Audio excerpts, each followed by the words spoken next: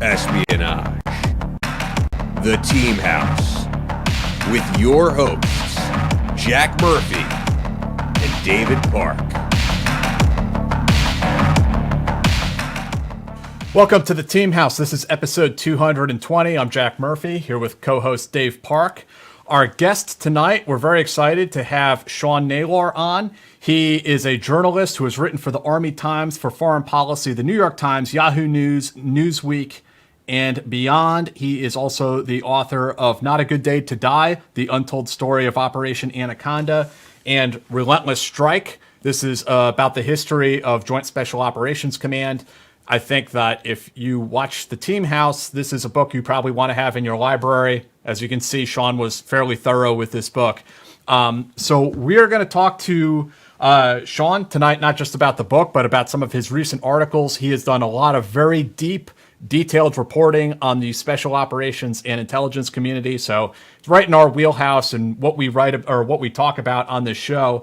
I'll just add that my first brush with Sean's work was when I was in the Q course, when I was doing special forces training, and I read an Army Times article that he had written, and it was about the Special Operations Task Force in Iraq that I had been a part of with Ranger Battalion. And I remember sitting there reading it like, wow, this is pretty accurate. So that was my first brush with your work, Sean. And, you know, of course, we've all followed your work since then. And I have a bunch of notes here about different stories that that you've worked on in recent years.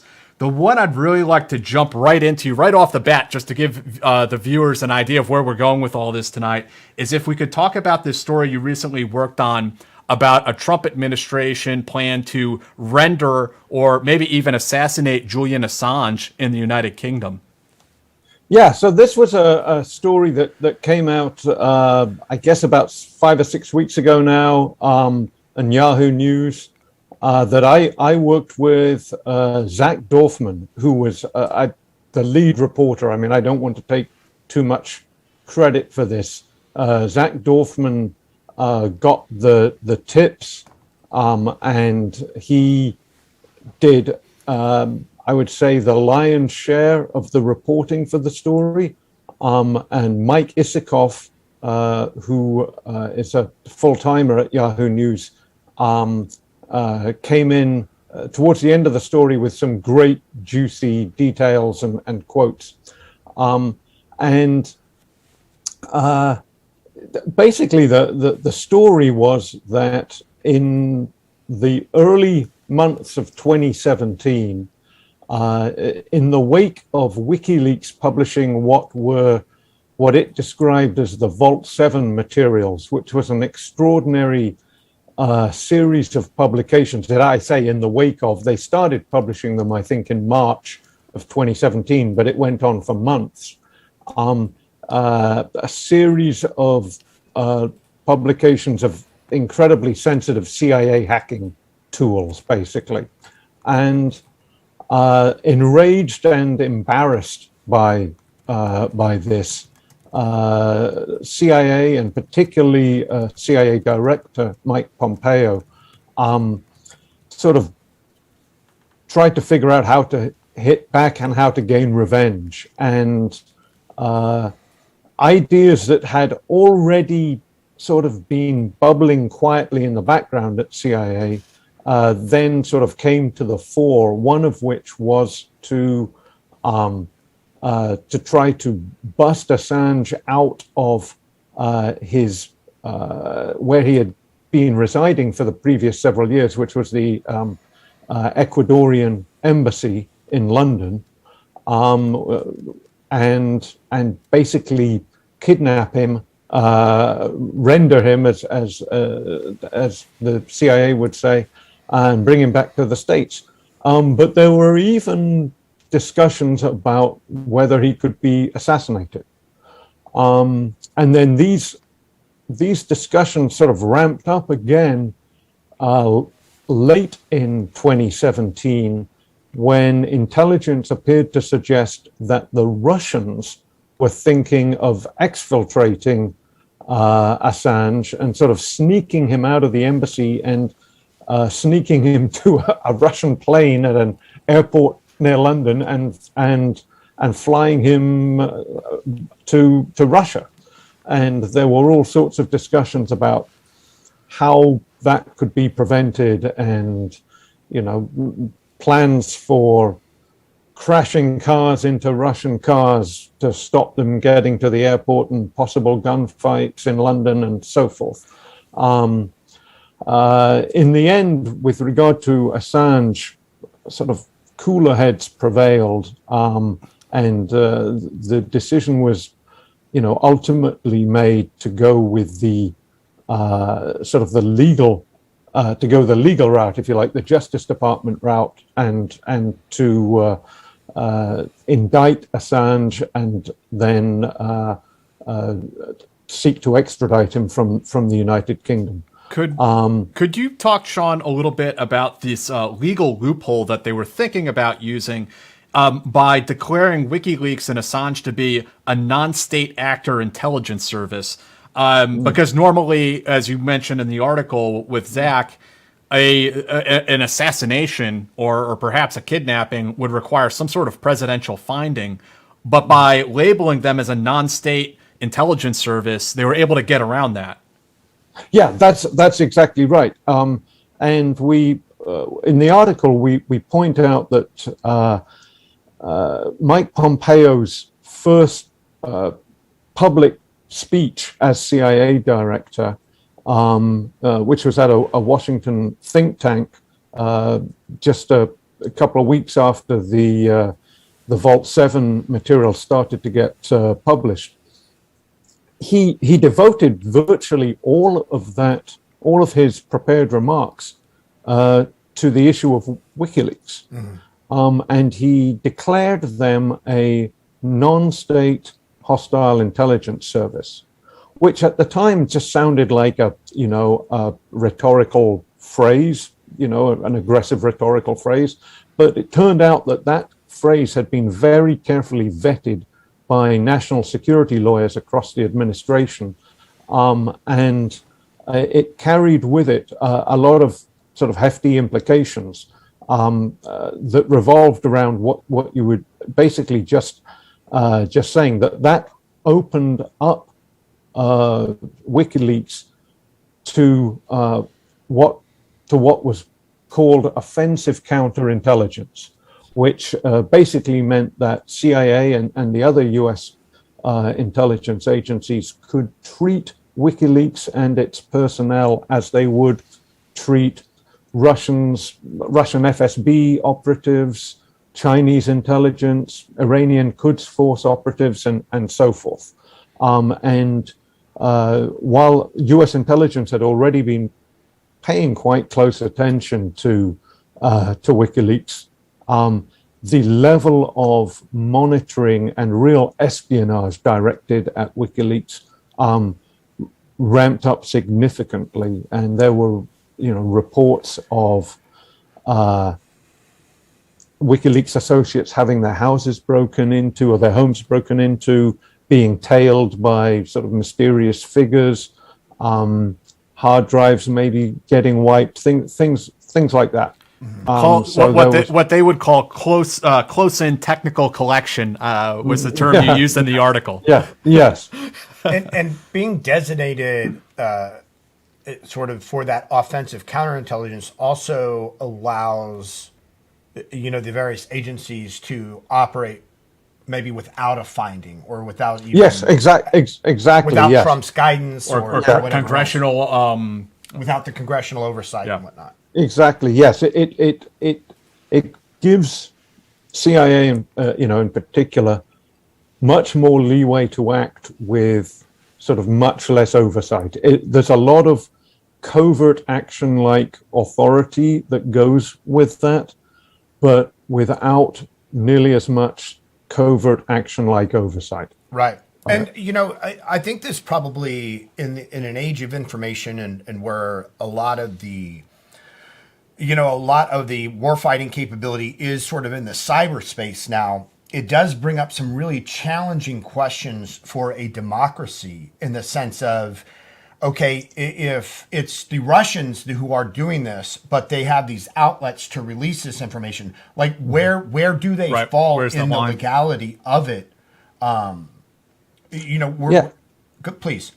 And it was actually quite hard, we were told, to, while there was to firmly, definitively, and with, a lot of evidence, link WikiLeaks, and particularly the Vault 7 releases to the Russians. There was sort of plenty of smoke, but it was very hard to find the fire with some of that.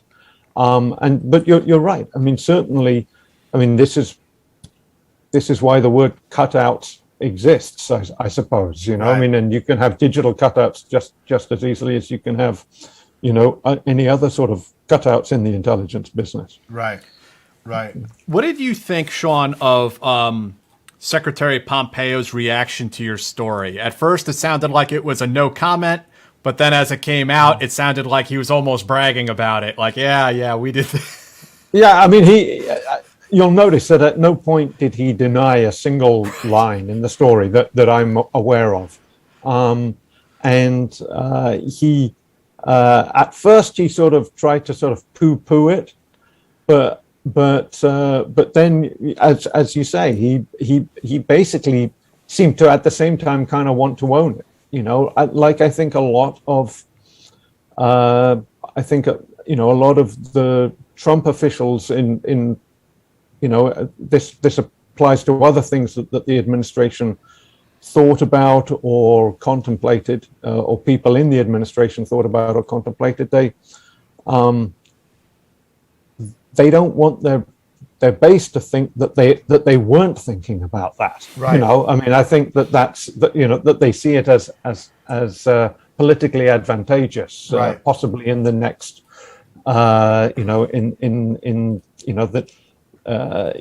the next time the Republican nomination is up for grabs for president, for instance. And it might sound, when you hear it and you're like, because the Obama administration was also kind of at a loss for what to do about WikiLeaks Yes. and Assange and everything. Yes. And while it might sound horrifying that they were spitballing or throwing around these ideas about rendition and a targeted killing or assassination or whatever, sometimes you expect those things to go in like, give us all your ideas, and they don't expect any of them to make it past the lawyers, but they want to consider all options and what the possibilities are. Yeah, and that was one of our challenges reporting the story, was trying to figure out how much of this is just spitballing in the bowels of an office building in Langley, and how much of this was really making it into sort of principals committees meetings and so forth. And certainly we came to the conclusion that a fair amount of it made it out of Langley and down to 1600 Pennsylvania Avenue. Sean, out of curiosity, as a journalist yourself and under the protection of the freedom of speech, how do you feel, or where do you see like WikiLeaks and the Assange organization, and do they have that First Amendment protection? Do they fall somewhere in the gray area? Well, there are a few things, and I have to be careful because I'm a reporter, and it's not, I've spent 35 years or something being very careful not to ever state an opinion. Right. Unless I let loose about rock music and football on Twitter to scratch that itch. But there are a few facts, right? Julian Assange is neither resident in the United States nor a U.S. citizen. He is a citizen of a close ally of the United States, Australia. But the Constitution applies to the United States and to Americans. It doesn't apply to foreigners abroad. Mm-hmm. Secondly,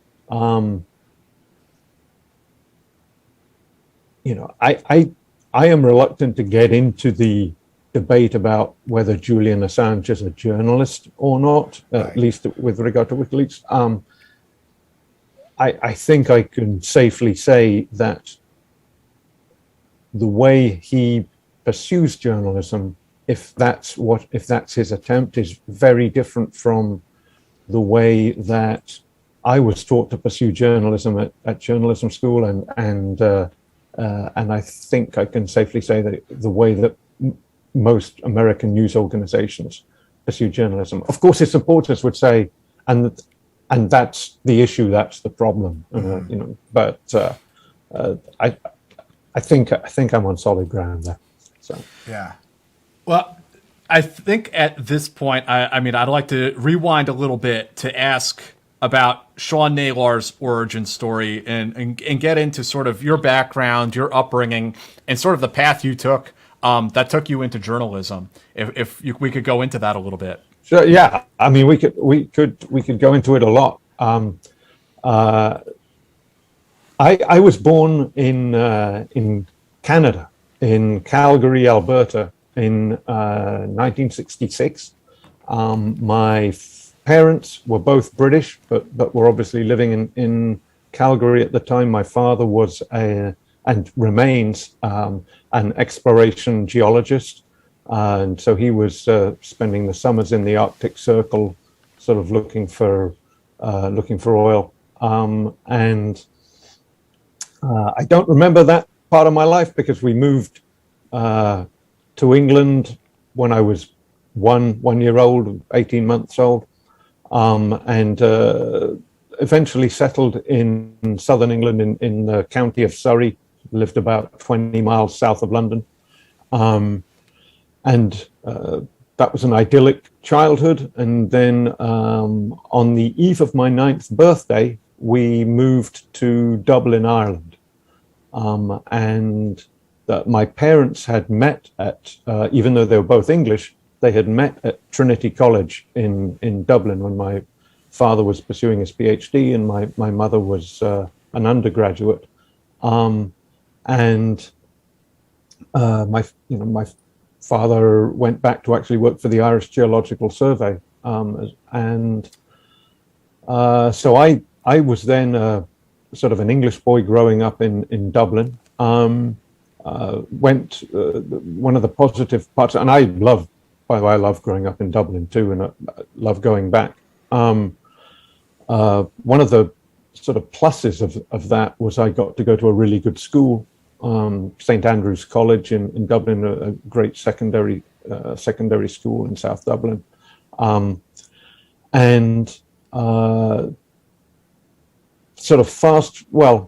Let's see what comes next.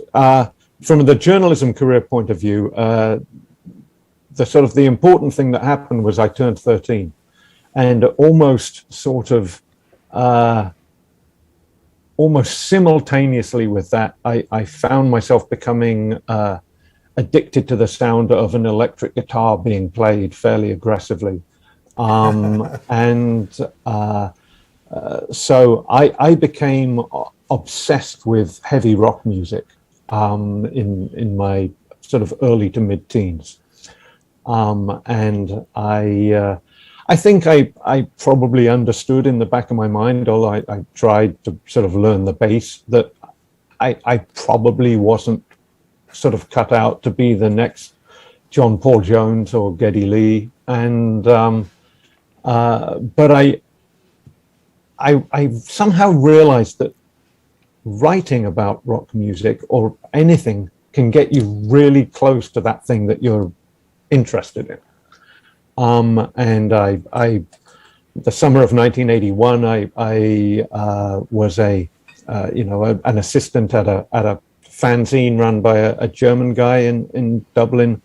Then within a year or two, I was writing record reviews for my school paper, and then I sort of took it upon myself to sort of shoot for the moon. And I was a huge Rush fan, and Rush were coming to the UK, but not to Ireland, on tour. And I wanted to interview Neil Peart, who writes all the band's drummer, who who wrote all the band's lyrics. And my mother was the gardening correspondent for the Irish Times at the time, and I frankly used her connections to get the Irish Times to say, yeah, you can tell the record company that, if he does an interview, we'll take it on spec. But the record company actually said, Neil Peart doesn't do interviews over here with daily papers, just like the music press.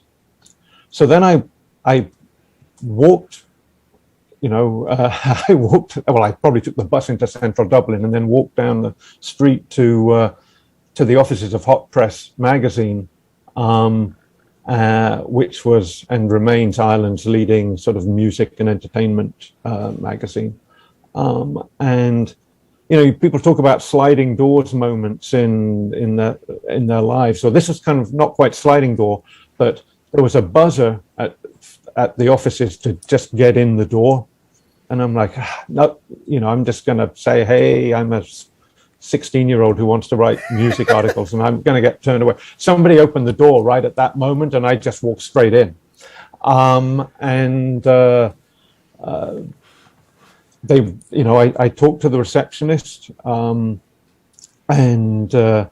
explained what I wanted to do. I want to go and interview Neil Peart in London, and by the way, you guys need a hard rock writer anyway, because you don't really have one. And she went to get one of the editors, and to my astonishment, he said, well, look, here's some albums, go review those and then come back. So I did that.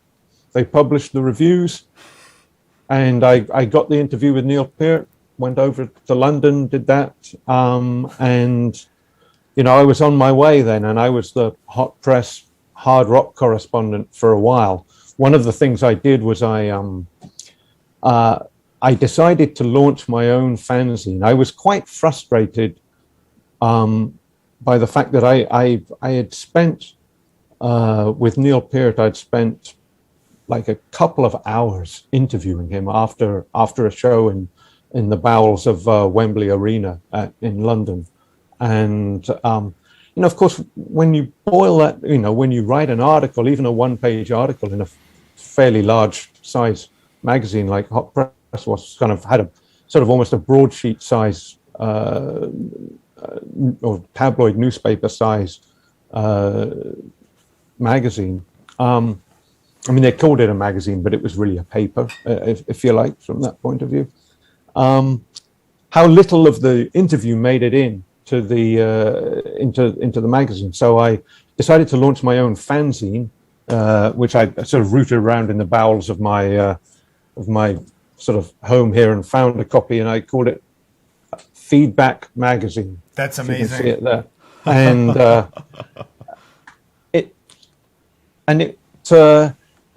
I had advertised in the music press, and people sent me money, and I sent it to them. And if you root around on the internet, you can find various Rush fan sites that have reproduced the whole thing in full.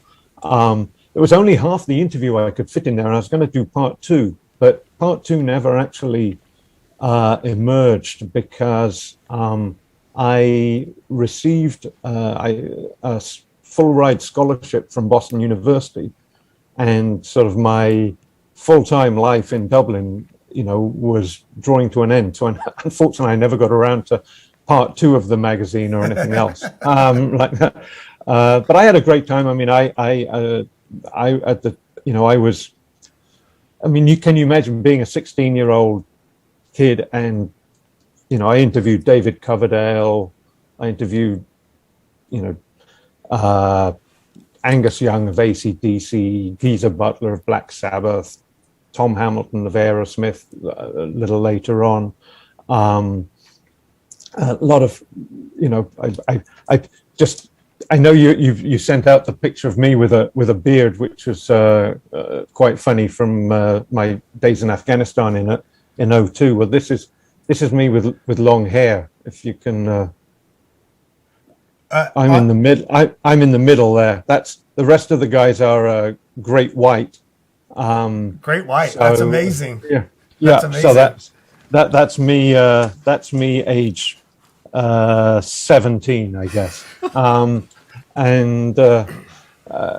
I mean, I had a fantastic time. I got to play soccer with Def Leppard once, and so anyway, that was my introduction to journalism, was rock and roll.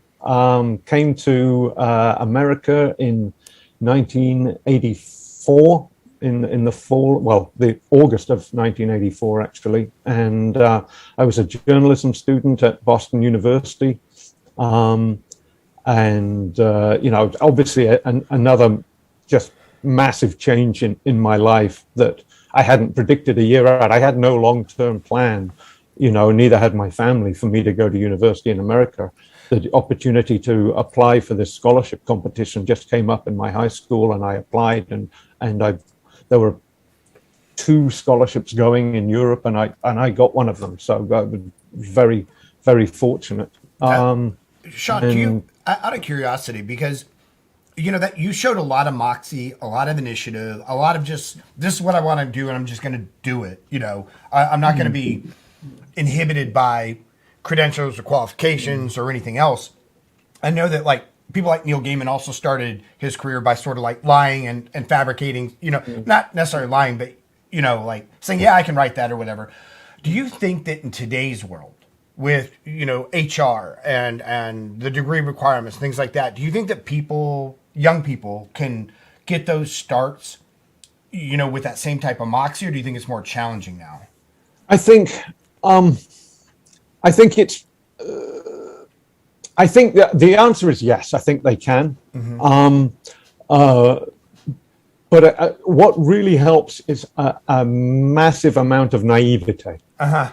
Because if you don't know how hard it's supposed to be, right, then you're not intimidated by it. Right. It's only when I look back now, I mean, I did other crazy things that we'll get to, and I'm like, I can't believe that I did that. Right. I do think that just from the point of view of journalism, the proliferation of online outfits has certain, and I no longer have my finger on the pulse of the music scene or the music press, but the proliferation of online outfits has certainly, I mean, anybody, it's sort of a cliche, anybody can be a journalist now, right? You can set yourself up, you can, in your own Substack or whatever, or mm-hmm. and just go forth and publish. I mean, making a living out of it is a bit harder. I wasn't making a living when I was 16. I was getting, cash, which, like, for a 16-year-old in Dublin was huge. I mean, I was still going to school, and I was getting paid cash to write about heavy rock, and I was getting free albums and free concert tickets, and I was getting to hang out with rock stars. I mean, it was a dream. Yeah, exactly. And so that was great. I came to the States. I still hadn't given up on the whole rock business thing for a year or two. I mean, obviously America kind of blows your mind if you're coming from a relatively impoverished country on the sort of island nation on the western edge of Europe, in the Atlantic, as Ireland was in the early 80s. It wasn't close to being the sort of booming, sophisticated place that it is now. Just everything about America just sort of blew my mind, and I fell in love with the country immediately. But I still had this sort of idea that maybe I could work in the rock business somewhere, whether, as a reporter or I realized that rock journalism probably wasn't the best way to make your fortune in the rock business. So I thought maybe I could be a manager, and after 1 year at BU, I was back in Dublin for the summer, and I spent a couple of months basically interning in the offices of a rock band management company, mm-hmm. Literally on the banks of the River Liffey. That was enough to convince me. I had a great time working for them, but that was two streetwise, super smart guys running that company. And I saw what a sort of Sisyphean task it was for them to make things happen. And I remember thinking, like, I am never going to be either A, as streetwise, and B, as ruthless as these guys are. Maybe I should, stick to the writing somehow, and find something else. And within a year or two, I was still working for Hot Press at the time, but within a year or two, I realized that if I was going to be a reporter, I wanted to write about things that were really at the cutting edge of history and stuff that I was really interested in. And I'd had an interest in military affairs since childhood. And there were a number of professors at Boston University, one in particular, Jsoc and Matra, who ended up being the dean for a while of the College of Communication, where I was a student, and incidentally, whose son is an Air Force Special Operations General now. And Yo Matra really encouraged this in me, and sort of jumping forward a little bit, when I was 20, so this was the summer between my junior and senior years in college, I decided there'd been some controversy at the university over an attempt to, Boston University had gotten a contract from the US Information Agency to set up basically a training school for Afghan journalists in Peshawar, Pakistan, so that they could tell the story of the Soviet war and the Mujahideen's resistance themselves, because the Soviets or the Afghan communists were sort of threatening to kill any Western journalists caught in the country. And I asked Dean Matra, who was sort of in charge of this, could I be a part of that? Could I go over and work there during the summer? He was like, no way, So I'm like, okay, I'm going to go on my own. And I sort of borrowed some money from my parents for the plane tickets and so forth, and I got an agreement from the Irish Times that they'd publish stuff if they liked it, and I basically took off to Peshawar, age 20, and landed there, fell in with almost immediately with, I did go to the Boston University setup there just to get some advice on what to do, and they referred me to a guy down the street who was an American renting a house while he did he was a graduate student, and he was on a Fulbright scholarship studying the Afghan situation. And he and I became close friends. He's a professor at the Army War College now. And I sort of stuck by him. He'd been there for, 10 months or something already. So he knew everybody, very gregarious character. And, I made a lot of, connections through him and produced a series of 4 articles for the Irish Times, a long feature article for Hot Press. And then I also produced a long article for a magazine called The World and I, which was a thick, glossy magazine put out by the Washington Times Corporation. And I met some interesting characters. And of course, you don't know what you don't know. You don't think, hey, in 15, 20 years time, we're all going to be back here again. Right. Right. So I met, I spent some time drinking tea with him in his Miramshah compound with Jalaluddin Haqqani. Mm-hmm. I met Gulbuddin Hekmatyar briefly, and actually embedded with his forces in Afghanistan for a few days. And I got to know a sort of fairly minor functionary functionary from one of the more moderate Mujahideen groups, who struck me as actually a very smart guy and quite different from all the other Afghans I'd met. And his name was Hamid Karzai. And so that was a fantastic adventure. I mean, we toured the tribal areas with Pakistani government sort of support, because Larry Goodson, my friend, were there. A Fulbright scholar is basically an official American there. So when he moved, he would get sort of Pakistani government help, and I came along for the ride. But then when we went into Afghanistan, we went in basically in disguise.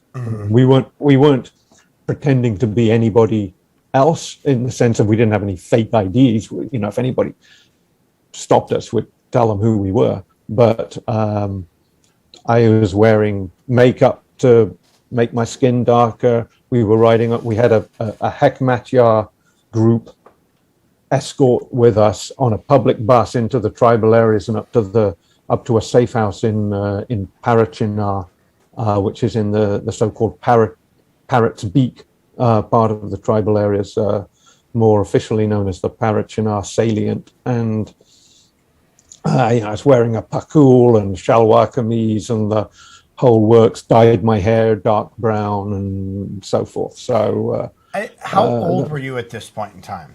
20. I was 20. You were 20 years old. Yeah. Just on the lam, not on the lam, but on your own. Yes.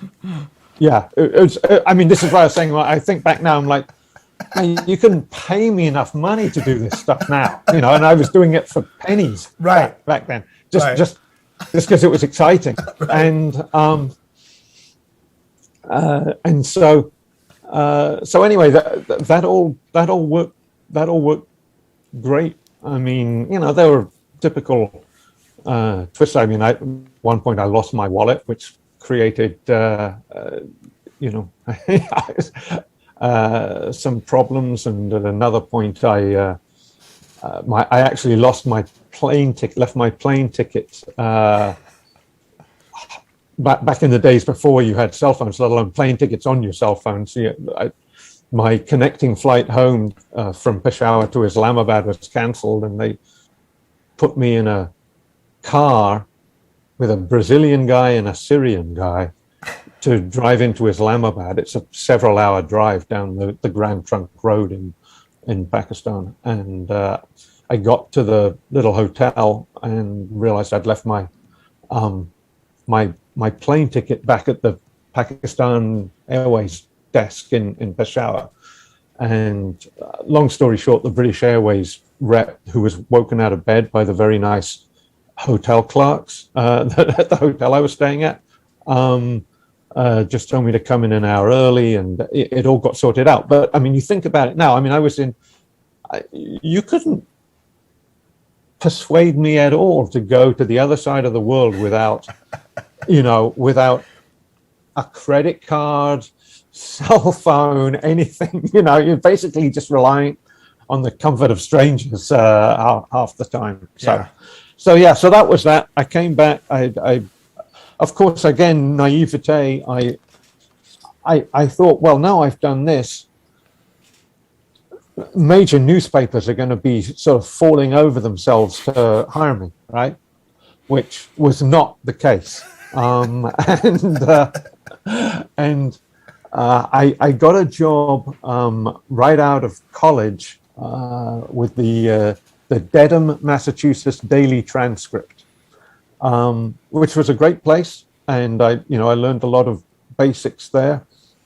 I was covering the town of Needham, and not much happened in Needham, although there was, in fact, the only murder in generations happened while I was there.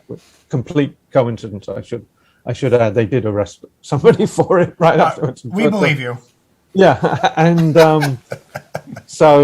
but I did that for 6 months, and then Boston University and Joachim Maitre had actually established a Center for Defense Journalism in the meantime, and I was offered a fellowship there to get a master's degree in international relations, and so I took that, went back to school, and spent basically a bit more than a year doing that. So we're now up to sort of 89, 90 time frame, and got my master's degree and came down to Washington looking for a job covering the military, and the perfect job opened up at Army Times.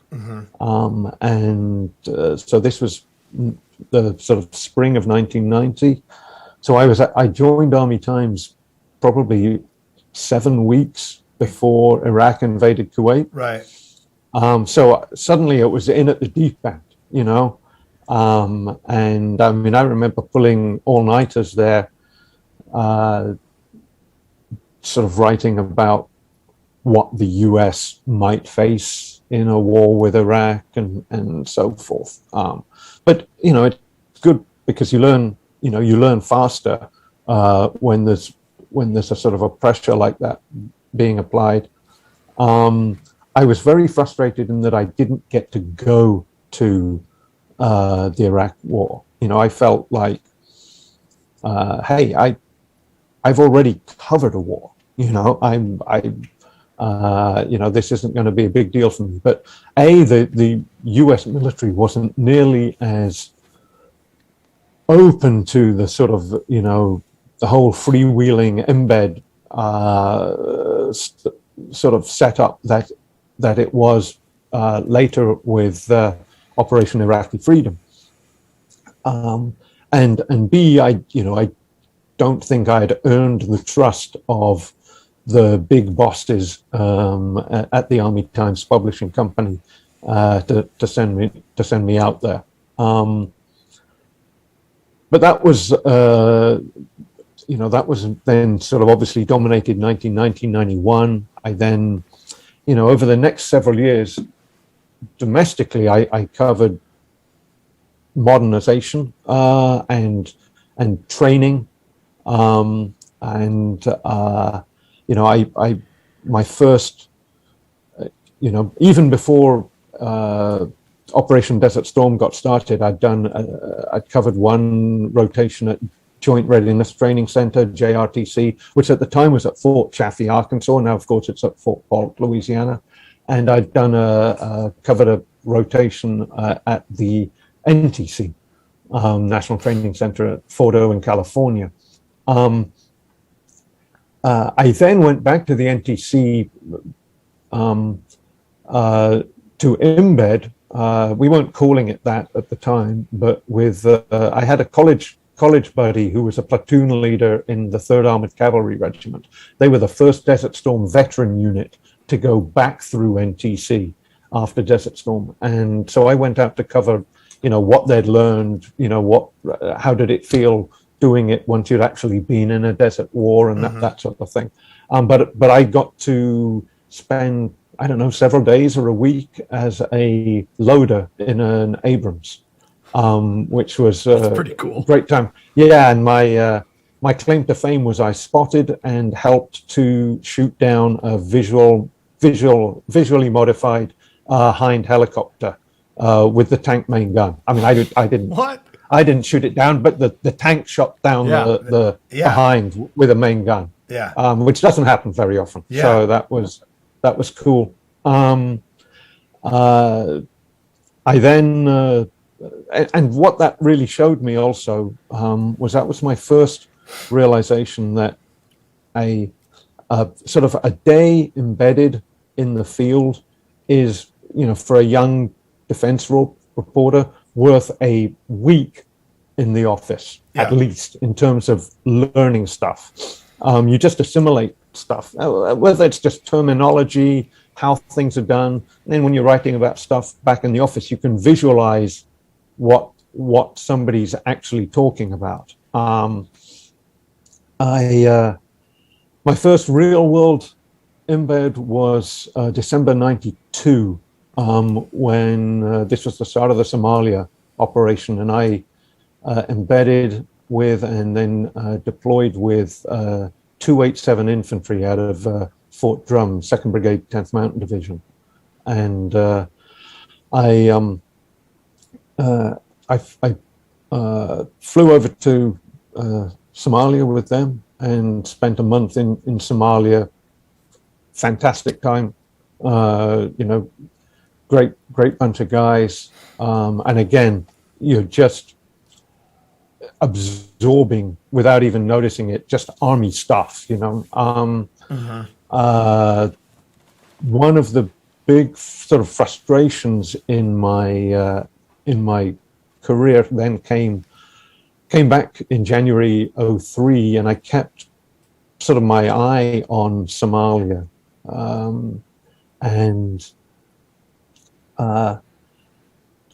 When, as the US force built up there, the conventional force PAO was a sort of a good acquaintance of mine from the Pentagon.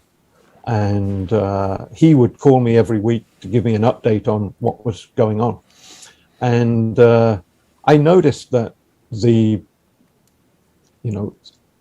although US press wasn't really paying much attention to it, the United States was now involved in basically a low-level guerrilla war in Mogadishu. And I think I'm right in saying, and this is from memory, that everybody thinks about the Battle of Mogadishu and the 2 Black Hawks that got shot down, but one had actually been shot down prior to that. And there has also been a Humvee that had been blown up, and I think a Delta operator was killed in that explosion. Or a former Delta operator may have been. Yeah. You're talking about Friedman, who was with Chief, right? Was that? Yeah. No, Friedman. No, not Chief. No, Friedman. No, Super. I think his nickname was Super Jew. Right? Yes, he was in like a non-standard vehicle. I believe there were some TFO guys and some agency people along, and they hit a landmine. Yeah, and so I basically went to my bosses, and so my PAO buddy in Mogadishu said, "You are welcome anytime to come embed with us." And I went to my bosses and I said, "Look, this is there's a low-level war going on here. U.S. public really isn't being told about it. We're army times, and it's the army that's doing the fighting. We should be covering this." And basically, I was turned down. And so the week of the Battle of Mogadishu, instead of being the only U.S.-based reporter in Mogadishu, as I would have been, I was getting sort of dawn to dusk briefings at Fort Leavenworth. So I was very frustrated at that, as you can imagine. But got through it, and then I was in Haiti. So I air assaulted into. Well, I didn't air assault, but Sean, I was with. One second. I want to get to Haiti and hear about this. I just want to take 1 minute to talk about our sponsors for this show. Okay. Pale Horse Coffee. They're a new sponsor for the show. They started in 2019. Pale Horse Coffee is a veteran-owned and operated coffee roastery based in Chesapeake, Virginia. The 2 owners, Don and Gray, have over 50 years combined service to our country in the Navy and Air Force, which is where they discovered a passion for great coffees. They help to share their love of country and caffeine with you and your families. They are the only air-roasted coffee in the state of Virginia. They have an online store. They have subscriptions and VIP subscriptions. They employ several veterans and military dependents. And there is a discount code. If you go to their website and you use the promo code TEAM20, you will get... Team 10.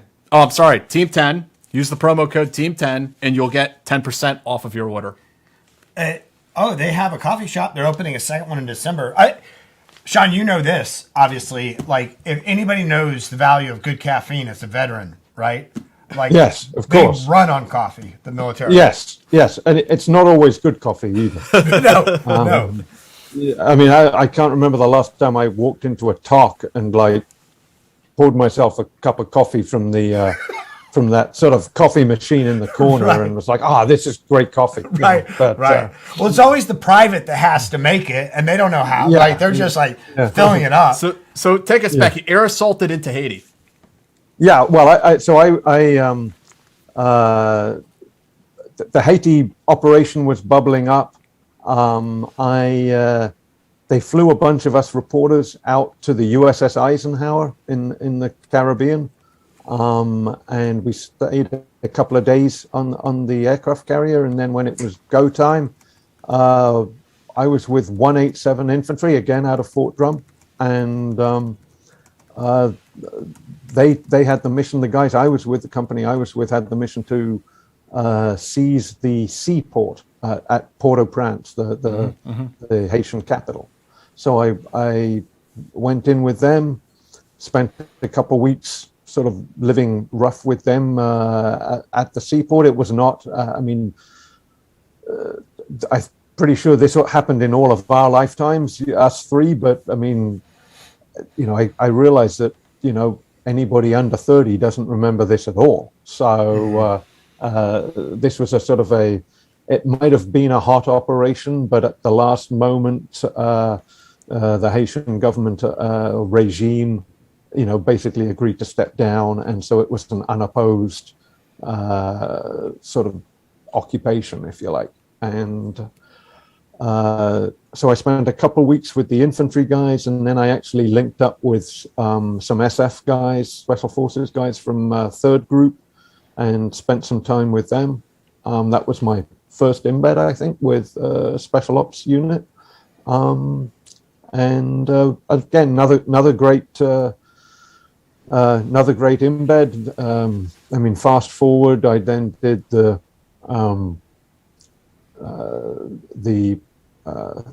what came next? Bosnia. I was fortunate enough to be with the first cavalry troop that the first company-sized U.S. unit that crossed over the hastily erected bridge over the Sava River into Bosnia in, I believe that was January 96. I believe December 95 to January 96. I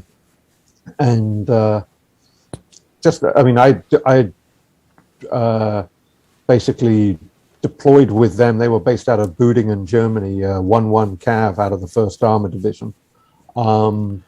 Great, just a terrific time. What else did I do around then? I did a cover story on the 160th Special Operations Aviation Regiment. Got to learn a bit about those guys. And I went back to Haiti in the middle of 95. Can't remember if they were still armored at that point. I'm not sure, but they were the 2nd Cavalry Regiment was there at the time.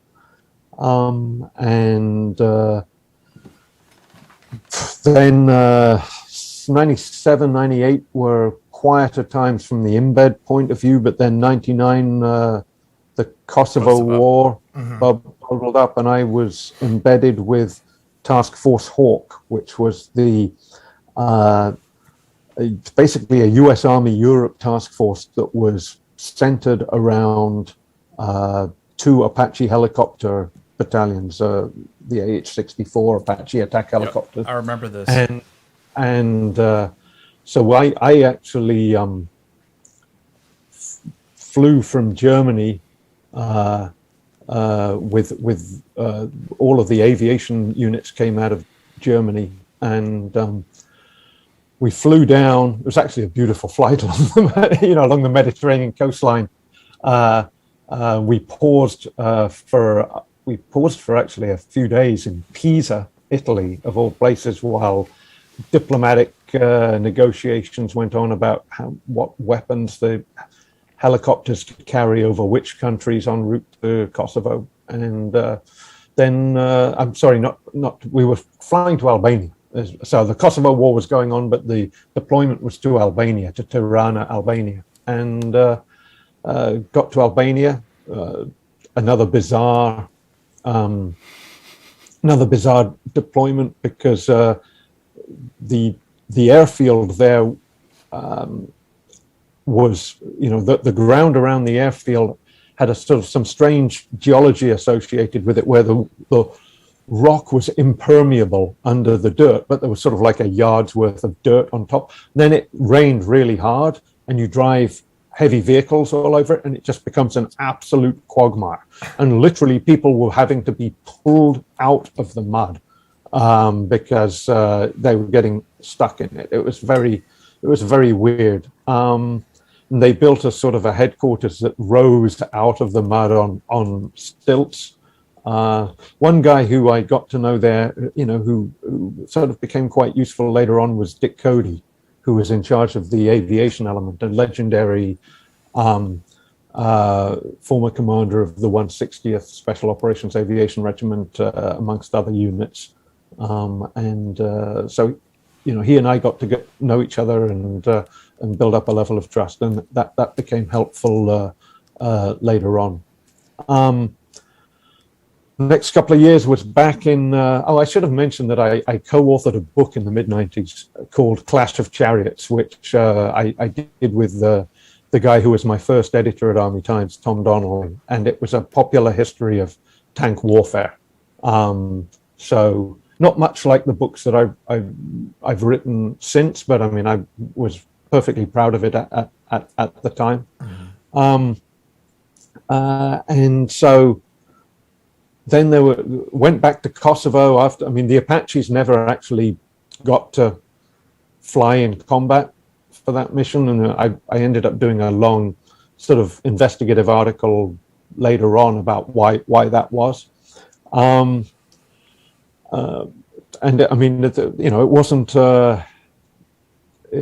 wasn't all sort of fun and games down there either. I mean, there was at least one crash in which 2 pilots were killed. And I was living in one of the pilot sort of GP mediums with the pilot, so you could see the impact that had on the unit. Went back to Kosovo, I think in the middle of 2000, when once U.S. peacekeeping force was already there, and then. The next thing of significance, I guess, was 9/11, and I actually was getting a late start on 9/11, and I was on the phone to somebody who said, "Hey, are you watching the television?" I said, "No," because I wasn't a big TV watcher. I turned it on, saw what was going on, and jumped in the shower, probably pulled on a suit, and I lived on Capitol Hill at the time in Washington, D.C., and so I then made it my business to get to the Pentagon, and that involved, I hope the sort of statute of limitations on this has expired, but that involved outflanking a police roadblock, basically, that was just put up there to stop people driving down, if you know the Washington area, I-395 south by the Pentagon. But there was a way, I went the direction that they were pointing everybody, and then at a sort of safe distance, there was some rough ground that I could double back over at the time and get back on 395, parked my car on the freeway, went down, started interviewing people on the grass outside of the building. And then I ran into a public affairs officer I knew who's like, "Hey, you want to go in?" I said, "Of course." And so he led me into the Pentagon just a couple of hours after the plane had hit, if that. And I mean, it was very weird. It was sort of, we were in the bowels of the building, and you can smell all the smoke, and the alarms are all going off, and it's only emergency lighting. All the lights have gone off and so forth, and basically made my way through the building to the courtyard at the center of the Pentagon, and that's where I stayed most of the day. I didn't have a cell phone.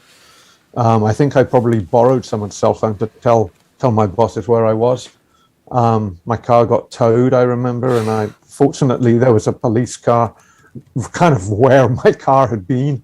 So I was able to go up to them and say, hey, my car used to be here. Any idea where it is? And they told me what lot to go check, and I went to get it. And, I think I probably even then I knew obviously I was going to be very busy because, the Pentagon had been attacked and the country was at war. I probably didn't realize how much it would change my professional life over the next 20 years. And,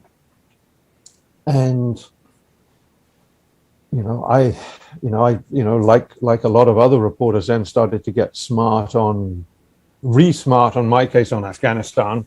I had a slight advantage over some folks. My buddy Larry from Peshawar had written one of the books on the Taliban, which was fortunate. It was around then that I sort of got one of my first tastes of what was to become not necessarily a regular occurrence, but certainly a relatively frequent occurrence of writing about special operations and, jumping up over all kinds of raw nerves I didn't even anticipate. Right. I was asked by my boss's boss actually to write a story about. This was in maybe a month or so after the attacks. To write a story about how the United States might go about looking for and getting Osama bin Laden. Mm-hmm. And I remember saying to him at the time, this is a damned if you do, damned if you don't sort of story, right? If I get it wrong, you look stupid. If you get it right, people are going to get mad somehow. Right. And so I wrote it, and I mentioned all kinds of units that I was only then sort of becoming vaguely aware of over the previous few years. I mean, I didn't have the understanding of, say, Joint Special Operations Command in the 90s that, I had, 5 years after 9/11, let's say. But I wrote about the secret aviation unit called Flight Concepts, which I now know better as Echo Squadron of Delta Force. But at the time, I just sort of knew it was a military covered air unit, and based out of Fort Eustis. And I wrote about the unit that used to be called the ISA. Now it's called, it's often referred to as Task Force Orange. It's gone by various names and sort of code names, programmatic names over the years.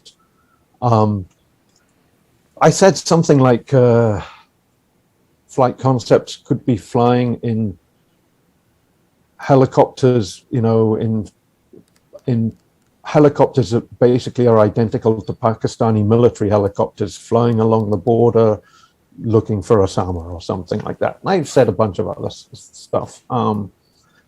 The chairman of the Joint Chiefs of Staff's public affairs officer called my big boss, the same guy that had assigned me the story after the story came out. And at the time, Army Times digital edition came out that week's stories came out 2 days after the hard copy had come out. And so this 06 actually visited our offices, didn't ask my boss to go visit him. He visited our offices and pleaded with him to take out a couple of lines from the story. And my boss's boss said, well, what's wrong with this? And he said, it's too close to the truth. And so I guess we took out a couple of lines on the digital edition. Mm-hmm. But that was just a foretaste of what was to come. Much of the sort of next sort of 15 or 20 years.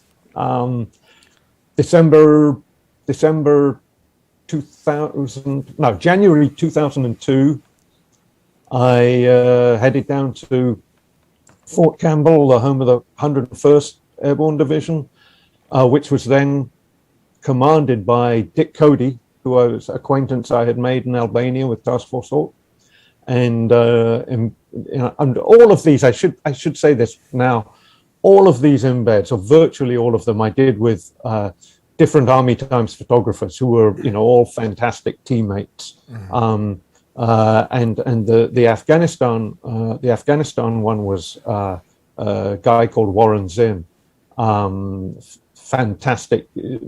By then, well, always, I suppose, much significantly younger than me, but a absolutely brilliant partner in crime who was, always kept his ears open for things that I should know that people weren't telling me, but didn't mind talking about around a photographer. As you guys have probably realized, photographers are always viewed as much less threatening than actual, print reporters.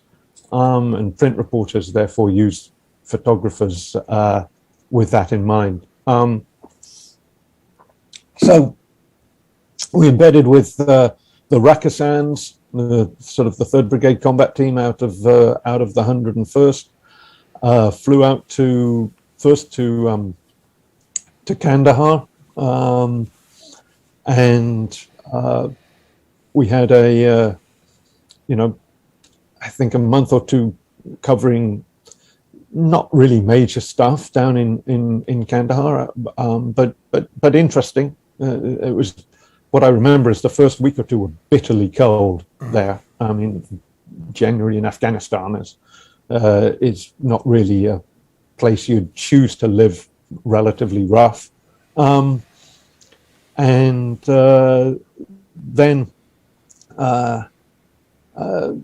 then I got pulled aside. When we got off the plane in Kandahar, and it was, if I recall, it was actually a sort of a civilian style plane that took us there, like one of those contract air planes that the Defense Department uses. And as we were walking down the steps onto the tarmac, some young junior enlisted soldier runs out of the main airport building, which was the which had been taken over by the Rakkasans as the command post, and says, "Is Sean Naylor here?" I'm like, "Yeah, that's me." And they're like, "Rack 6 wants to see you right away." Rack 6 being Colonel Frank Wachinski, the commander of the Rakkasans. So I'm like, okay. So I went in to see him, and he was very friendly. And his first question to me was, I want to know, what can I do for you? Mm-hmm.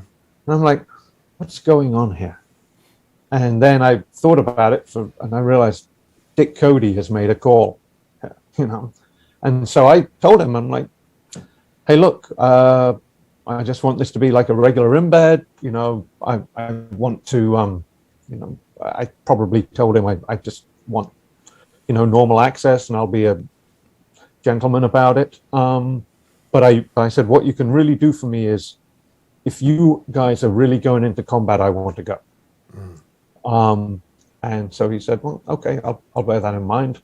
So a few weeks go by, and then what became known as Operation Anaconda was spinning up in Bagram, at Bagram Air Base, which is just north of, about an hour's drive north of Kabul. And we got pulled, Warren and myself got pulled in with like literally a PAO kind of whispered in our ear, like, you need to be packed and ready to go on the flight line. Don't tell anyone else at, whatever it was, ODARC 30. And I'll always remember the rather incongruous packing directions I was given, which were pack for cold weather, high altitude, and pack light. So I'm like, okay, so anyway, we did that, got up to Bagram, and then this was like really sort of an amazing embed experience. I mean, we were brought into all the rock drills. and so forth in the last few days before Anaconda. I mean, in my book, Not a Good Day to Die, there's a photograph of one of those rock drills, and I'm sort of like sitting in the middle of the battalion commanders and other guys there. And then D-Day happened. I mean, operate for the benefit of all those not familiar with Operation Anaconda. It happened in early March of 2002, and it was an attempt to sort of surround and force to surrender sort of an indeterminate but sort of fairly large band of enemy fighters from the US perspective who were sort of thought to be Al-Qaeda types. There was some suspicion, or maybe hope would be the better word, that Osama bin Laden was there, or some of the other high value individuals. That turned out not to be the case. The US forces ended up, I went in on the second air assault lift. So when the first US forces went in, they basically, the plan was based on some sort of faulty assumptions, basically that the enemy fighters were in a string of villages on the valley floor. It all took place in a valley called the Shaikot Valley in eastern Afghanistan.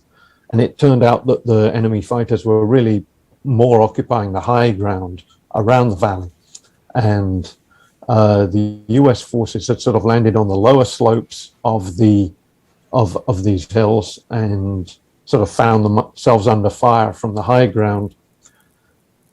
Warren and I were with a company that was supposed to go in sort of shortly after the first lift during the daytime, but in the end we flew in roughly at around midnight.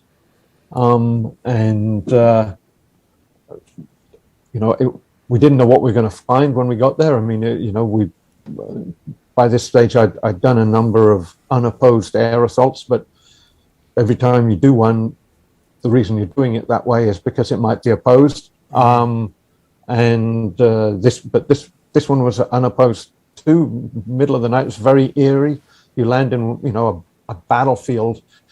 The helicopter lands, of course, it's a Chinook and it's making a lot of noise, and you run out the back and dive behind your pack, and everyone else does the same thing. And then the Chinook takes off, and then it's just total silence. Yeah. And you're like, wait, thought there was supposed to be a battle here. And in the end, I mean, certainly after a while, you start to hear the gunfire again and so forth. But what I remember was just the wind blowing and total silence, and you're on the, you're at 9,000 feet up in the mountains. So stayed out there for several days. Saw a bit of action, no close quarters action, but got mortared.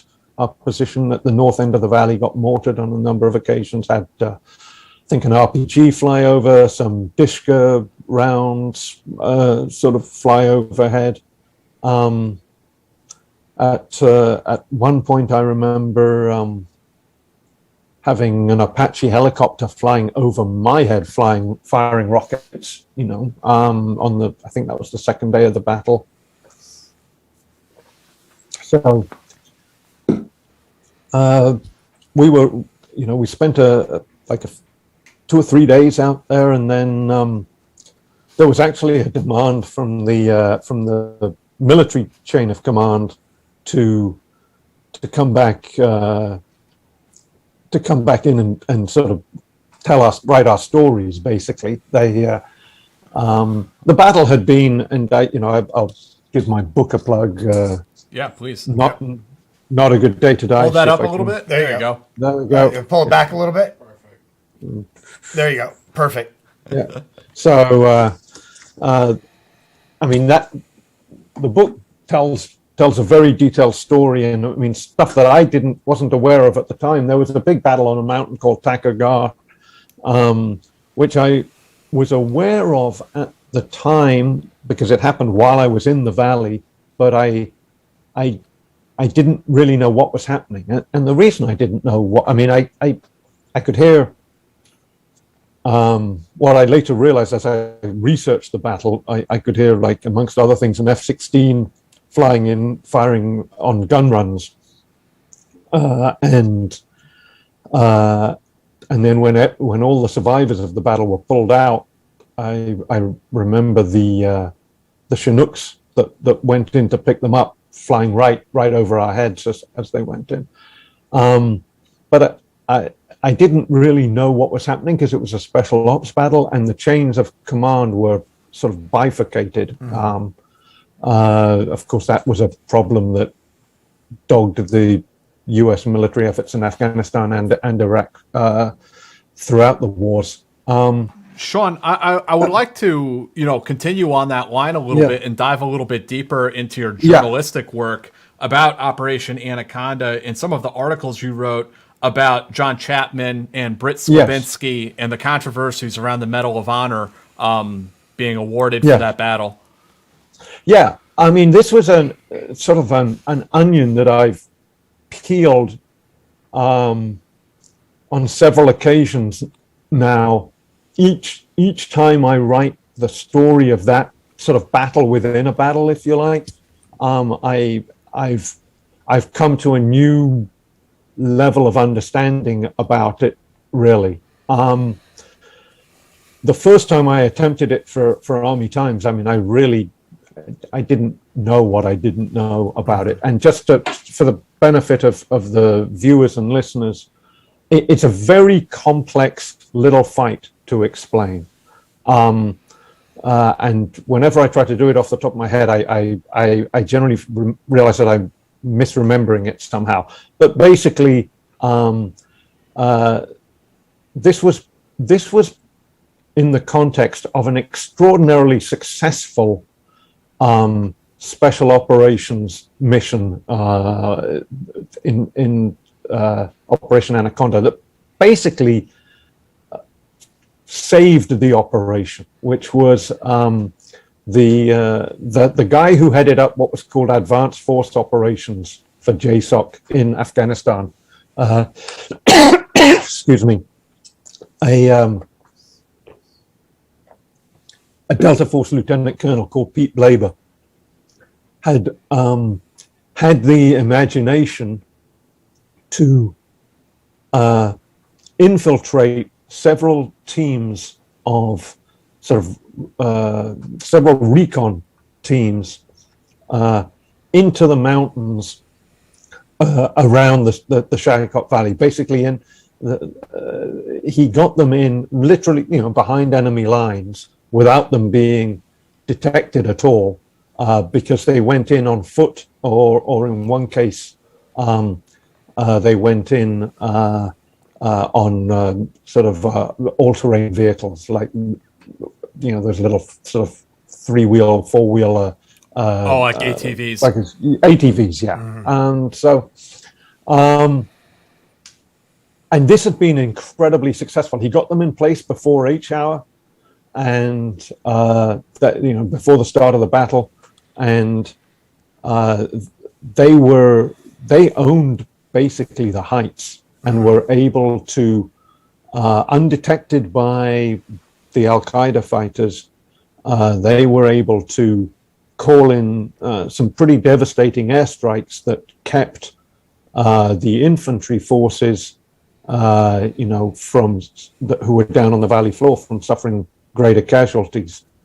And this was very successful. But then sort of the chain of command above Blaber in Joint, because this was Joint Special Operations Command, wanted more control over the operation, basically. Who was running it at the time?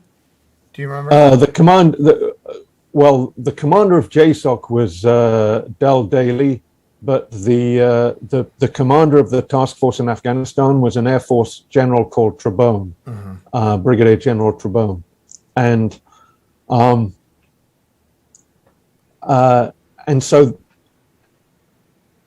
basically they forced Blaber to start pulling out the Delta Force and Team 6. There was like 2 Delta Force and 1 Team 6 recce teams had infiltrated the valley, and were just in hide sites watching and calling in.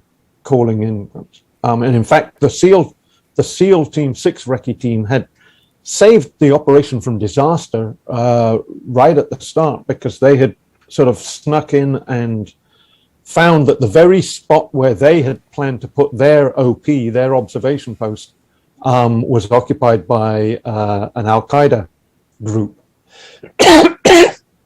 And they sent back photographs that they took of these guys, which I have some of them in my book.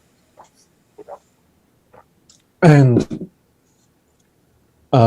basically, they, with the help of an AC-130, it was a Dishka heavy machine gun position, which they destroyed.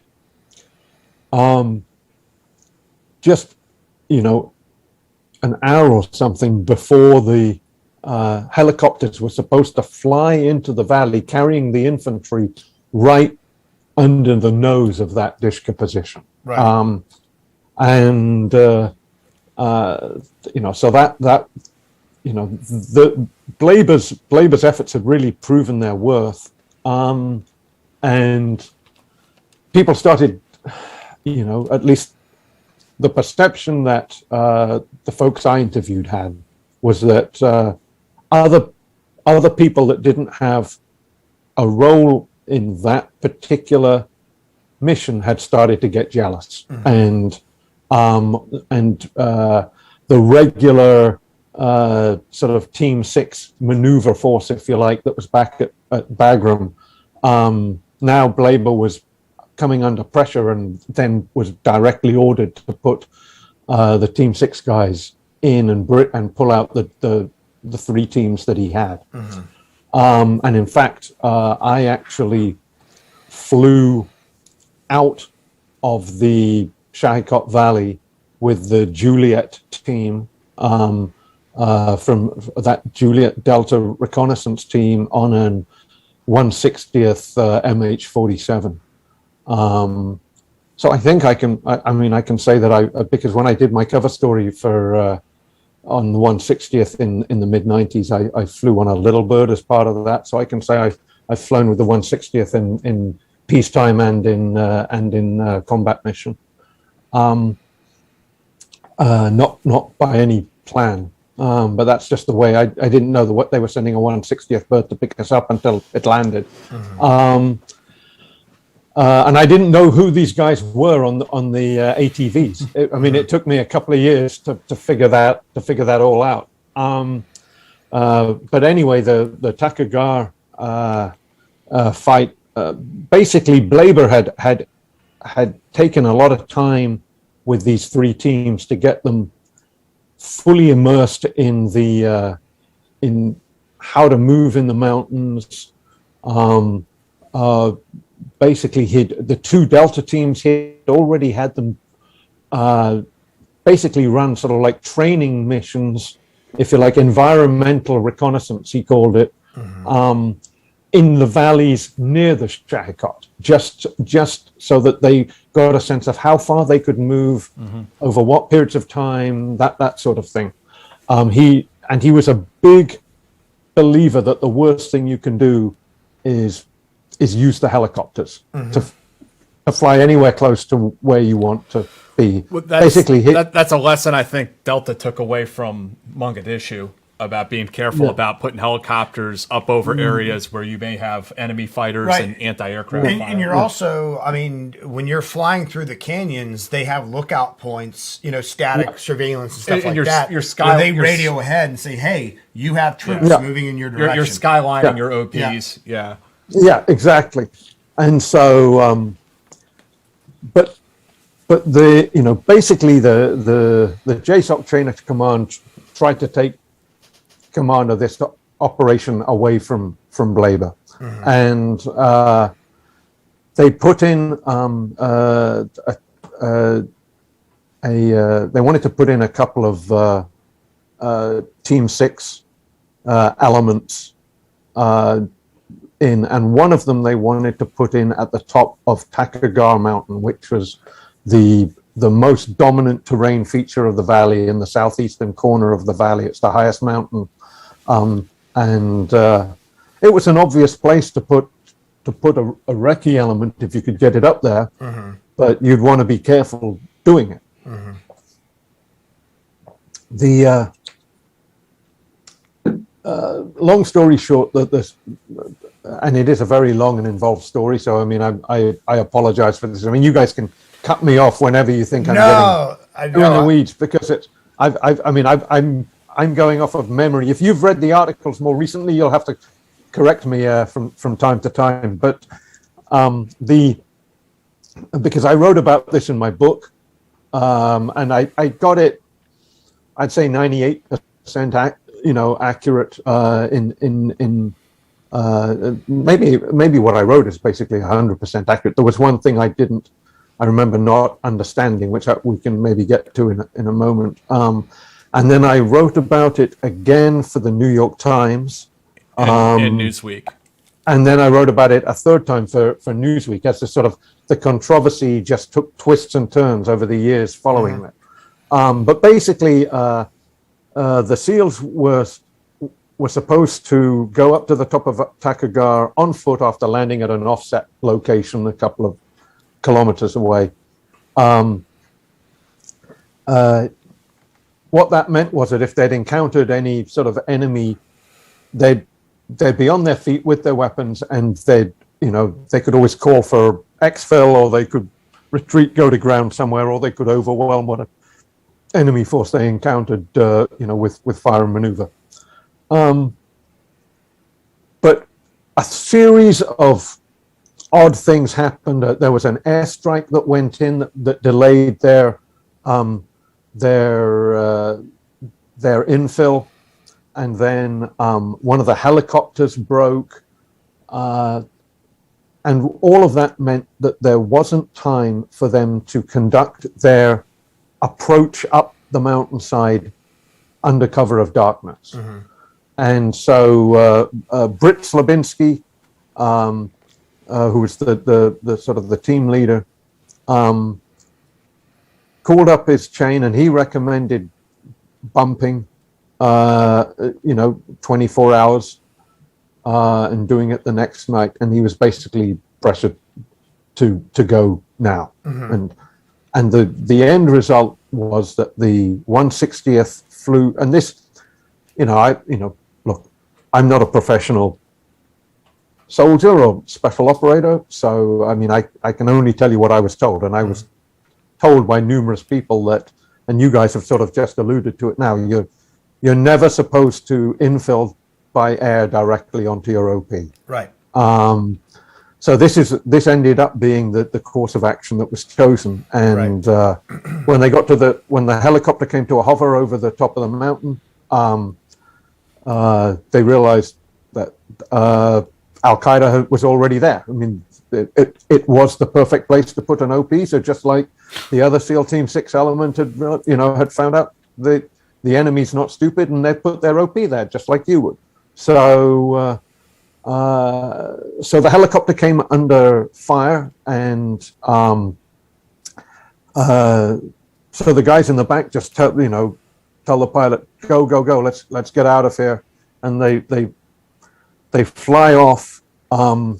But a SEAL called Neil Roberts falls out of the back of the helicopter. There's a competing theory. It's not really, I think, that important one way or the other. A competing theory that I heard is that when the shout went from the sort of the crew chief to the at the rear ramp, at the ramp to the pilots in the cockpit, "Go, go, go," meaning, let's get out of it. Way, right? He took it the wrong way and was like, "Oh, I've got to go," and jumped out. So either way, he falls out, and there's an incredibly dramatic piece of flying where the 160th crew, as their some of the lubricants hoses were basically shot up and leaking, and the lubricant is sort of flying all over the place, and the helicopter's machinery, the rotors are in danger of seizing up, and the controls are seizing up because there isn't enough. It's really oil. I mean, it was the oil lubricant that was, and it was a brilliant piece of flying to get that helicopter and not crash it. And there's a crew chief pouring oil, opening cans of oil like you would open sort of cans of olive oil or canned tomatoes or something, and pouring the oil into a funnel that you can manually add this stuff to, in a pinch, and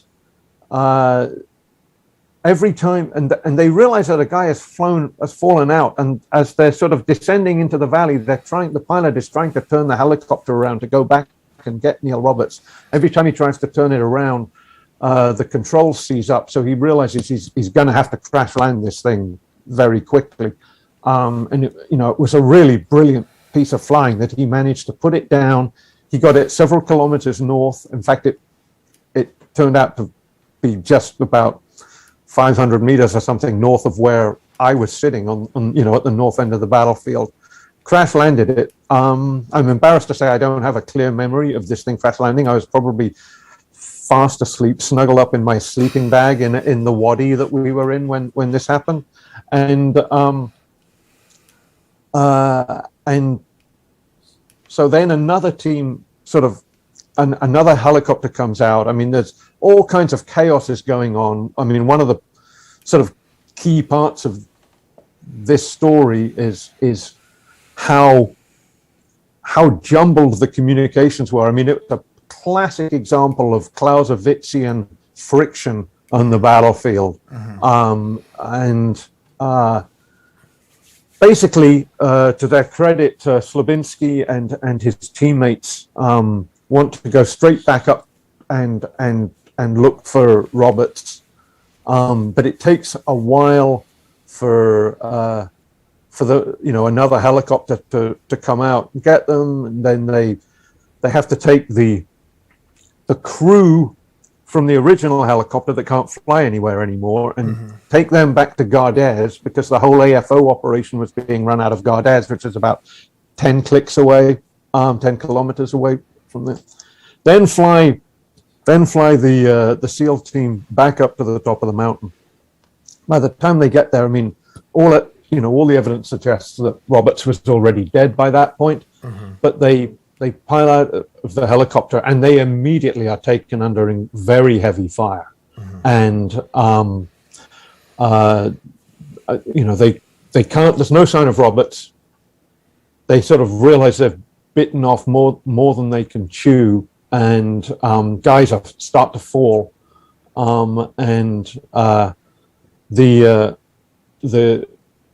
The Air Force, sort of the JTAC for them, basically the guy who is there to call in airstrikes and other fires from the 24th Special Tactics Squadron, which is the Air Force's sort of ground special missions unit, their equivalent of Delta or SEAL Team 6. He falls and appears to be dead, and the other guys are getting wounded, and so they basically bail over the side of the mountain, and sort of keep sliding down until they basically reach a rock overhang, and they sort of, then they're safe, and eventually they're picked up a long time later. But the controversy surrounds Chapman because Slabinski didn't have time to, the ability under heavy fire to really sort of check all of his vital signs and so forth. But he said he, I believe, and again I'm going from memory here, that he could see the laser from his rifle pointing, and when he'd first seen him lying there, it was going up and down with his breathing, and then it stopped going up and down. So then they send out, a lot of the rest of the immediate Takagar battle, and then I'll get to the super controversial part. Then they send out some rangers who, because the Jsoc, the Joint Operations Center in Bagram, doesn't really have a full command of what's going on, doesn't fully understand what's happening, and they alert their quick reaction force, which is a sort of a ranger platoon minus, and send it out on really a ranger platoon, but they send it out on Chinooks as well. It flies in. They have no idea what's happened on the top of that mountain already, and so they fly in and they get shot up as well. They lose several rangers. There's some very dramatic and sort of heartrending footage of that helicopter coming into land. You can sort of find it on the internet. I think we had it in the New York Times story. I can't recall. Maybe not, but it's certainly out there on the internet. Of the helicopter landing, and the Rangers charging down the ramp, and you see, two or three of them just dropping immediately. One of the crew chiefs was shot in the helicopter. An incredible leadership challenge for a platoon leader to be in that situation. And they handle themselves very, very well. In the end, there's a sort of fight. They clear the top of the mountain. Then there's some other Al-Qaeda forces sort of start to threaten them, and in the end they get pulled out at the end. But what becomes clear, is that what people had assumed had happened on the top of the mountain maybe didn't happen, because there was a predator overhead for much of the Takagar fight, not for the very beginning of it, but for much of it. And at a time when the Slabinski team had made their second attempt to get to the top of the mountain, had to look for Roberts, and then had been basically sort of retreated under fire off the top of the mountain. But before the Rangers had shown up, there's clearly a mano-a-mano gunfight going on. There is one person from that team who is moving to contact. Well, somebody is shooting somebody, and vice versa on the top of the mountain. Right. And once that became clear, of course, that posed a lot of awkward questions. And we could talk about this for hours, but I just looked at the time. And so basically all the evidence points to the fact that John Chapman was still alive for hours. And for hours, yes, and fighting. Yes. And according to the Air Force, the Air Force eventually put in for a Medal of Honor for him. This was based partly because of the criteria for the Medal of Honor aren't just that you do some incredible sort of balls out combat. You have to it also has to involve, doing stuff for your comrades, or whatever. I mean, I can't remember the exact criteria, but it, and so they basically made the claim that the only reason he was finally killed was he heard the Ranger QRF helicopter coming in and exposed himself to try to provide covering fire to suppress. Yeah, yeah, exactly. Right. And that's when he was fatally shot. Right. The story I wrote for the New York Times really advanced the version that I had in Not a Good Day to Die, and I wrote it with Christopher Drew of the New York Times, who's an absolutely world-class reporter.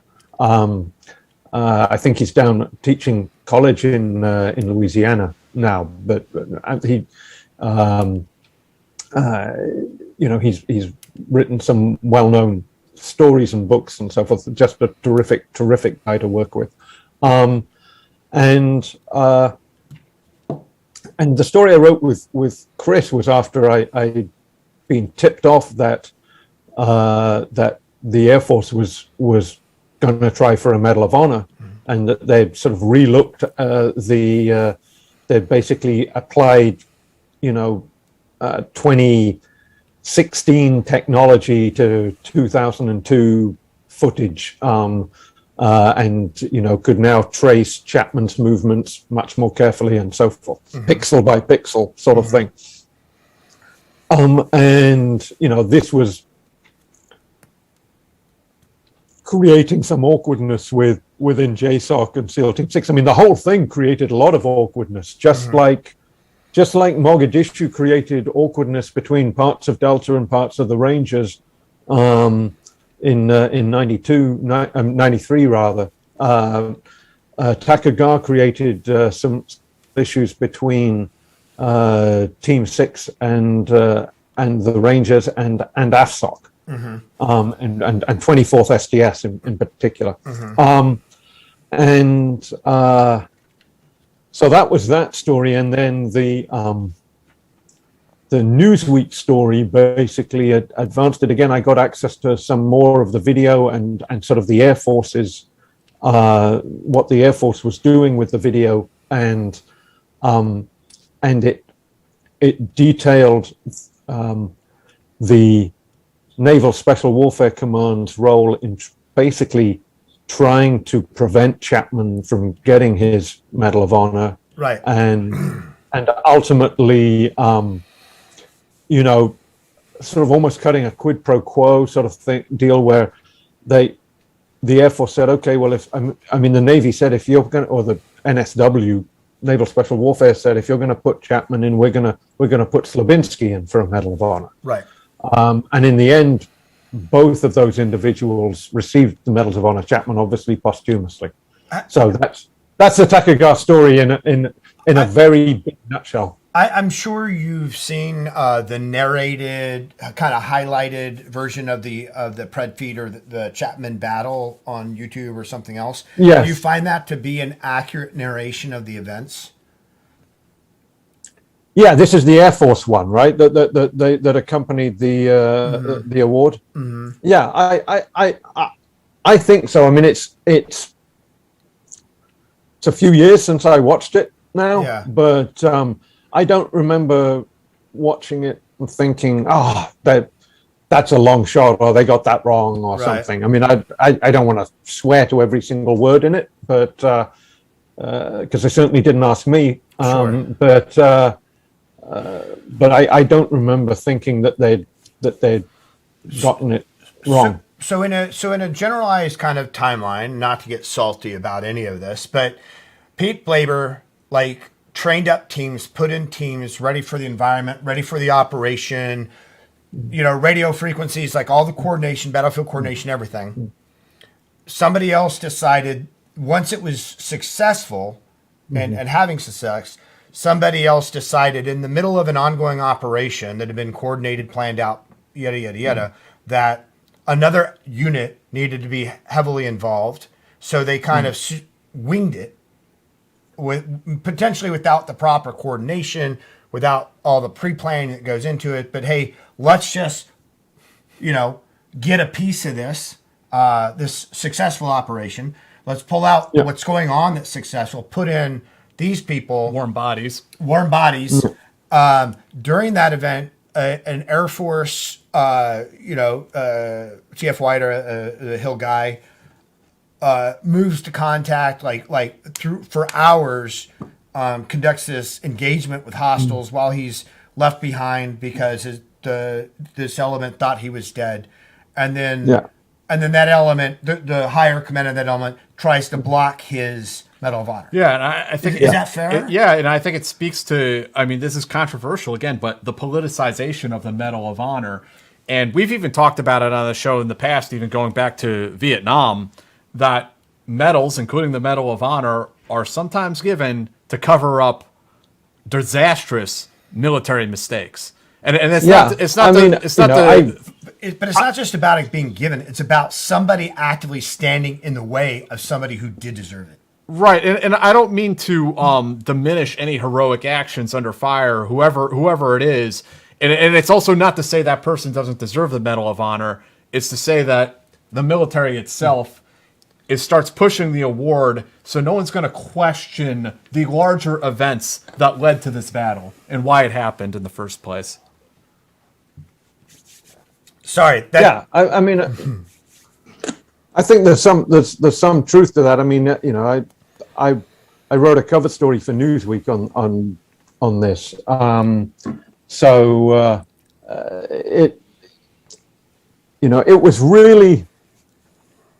It was really the Air Force pushing for, part of this, I think was if you recall, there was a political decision to relook all the high-level awards to see how many, if any, warranted being bumped up from the wars in Iraq and Afghanistan.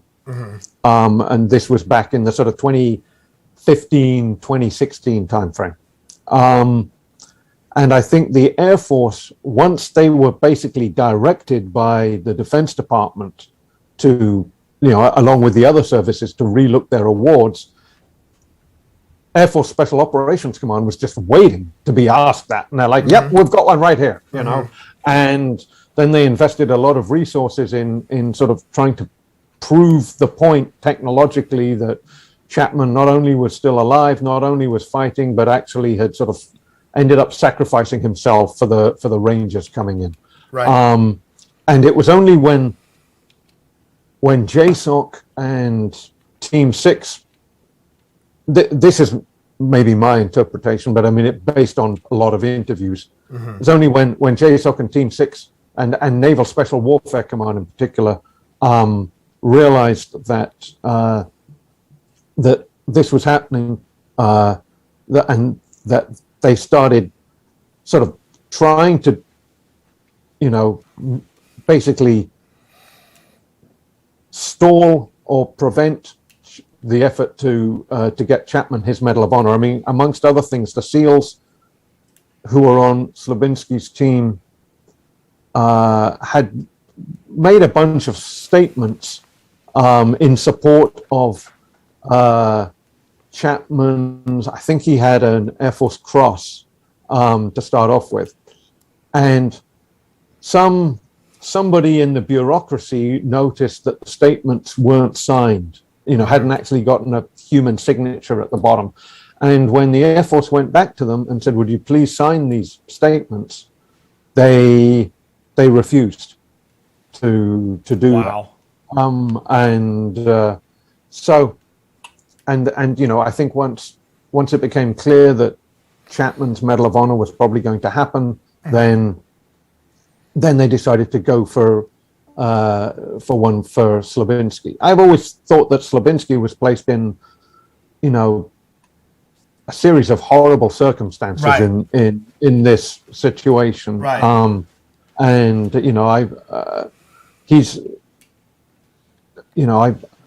I've met Britt Slabinski. He's a perfectly reasonable guy who you wouldn't I've never gotten to ask him why he didn't sign the statement, and the rest of his team didn't sign the statements when they were asked to.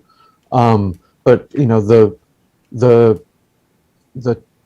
terrible predicament in which he was placed by his chain of command, on Takagawa certainly was no fault of his own, and he did and the fact that Neil Roberts fell out of the helicopter wasn't his fault, right. and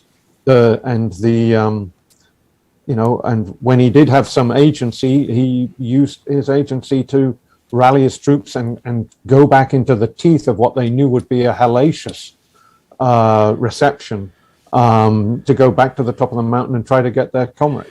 I mean, and you could also say that he was once again thrown into it by naval special warfare with the whole Medal of Honor issue, in the sense of, if they would just said, Chapman deserves it, instead they're like, oh, well, he can't get it unless our guy gets it too. Like, that's not his choice, Yeah, exactly. And I should say that, I especially when reporting the Newsweek story, which took really months and months, I gave Naval Special Warfare Command ample opportunity to contribute to that story, and right. they basically went radio silence on me. I mean, they weren't, not only were they just saying no comment, but they weren't actually answering the telephone or calling me back when I called. But I have spoken to one or two, let's just say one senior NSW person who's intimately familiar with all of this, who's, privately and has, I just feel, for the sake of fairness in telling the story, that I should say that they certainly feel like there's another side to the story, and that the sort of the Pete Blaber side of the story and the Chapman side, got, but particularly the Pete Blaber side, got too much weight in my book. But again, in every single time that, like any professional reporter, that I've written about something controversial, I try to reach out to the folks, who have, a stake in the story, and the SEAL Team 6 and NSW Command has never, ever wanted to really talk about it. So. I mean, and it doesn't help that there is a bit of a pattern when it comes to things like this. Yeah, well, I got to be, there's people out there who think I'm anti-SEAL, and I'm not anti-SEAL. I mean, if I was on an ocean-going liner that got, somehow hijacked, right, I would want SEAL Team 6 to come get me. Maybe Marines. Yeah. No, but right. If I was a high-level flag officer and I wanted a limpet mine attached to the enemy's submarine, I'd want SEAL Team 6 to go do that. Right. But I feel that there are parts of the NSW community who maybe have fallen in love a little bit with their own public image, and so I mean, I know that when Not a Good Day to Die came out, I was basically PNG'd by large parts of the NSW community, and I mean, I'm sort of like not joking about that. I mean, one of we haven't even gotten past the Iraq invasion yet. We may need to do another show. Yeah. But fast forward to Afghanistan in 2009, and basically, it's a complicated story, but I end up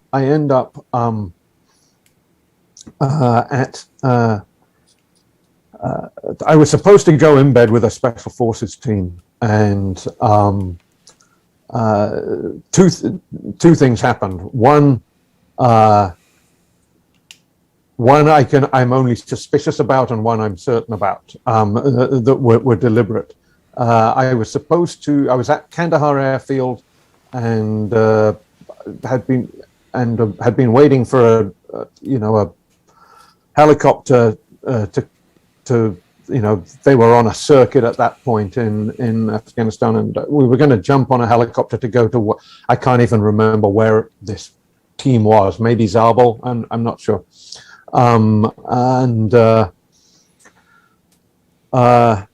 I had a enlisted public affairs escort, and he came in and said, the bus is leaving now. The bus, it was sort of like a little minivan to go to the airfield. We're going to get on the helo, and I got on. And it was just me and him and a driver. And then just before the minivan is supposed to go away, half a dozen SEALs get on. We're on the special operations compound inside of Kandahar Airfield. And they're dragging these incredibly heavy duffel bags that are full of like batteries, I think, and stuff. And they take forever to get on. And then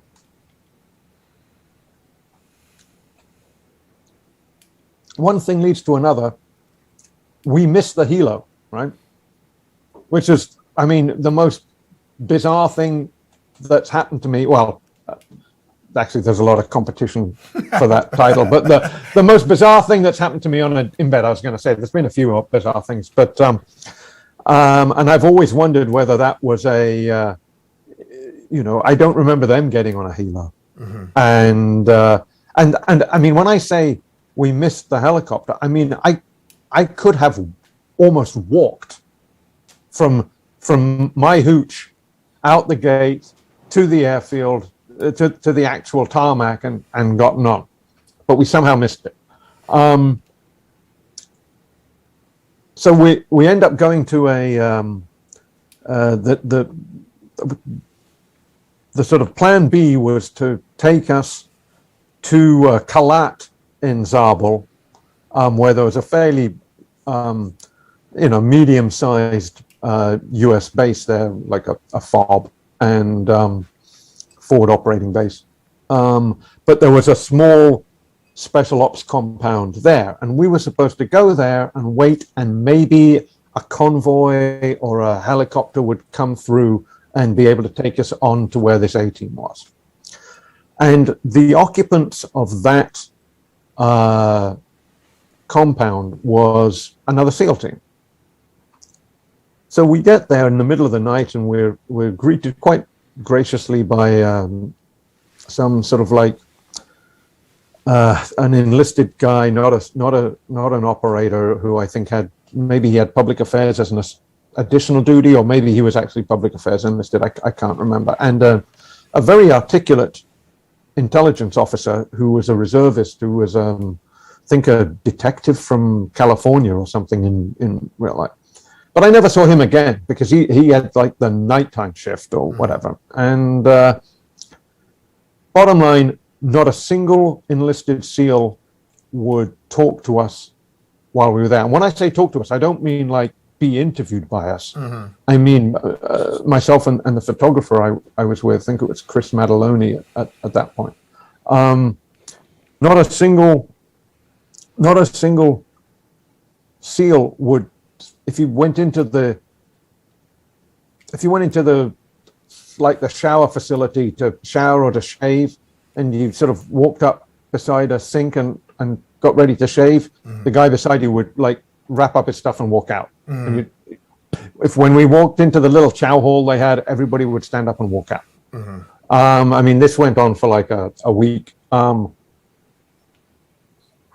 So I assumed that I knew what was happening, but I never got to visit the A-team that we were supposed to go to, but the A-team by chance came through that compound, the day before we were due to leave.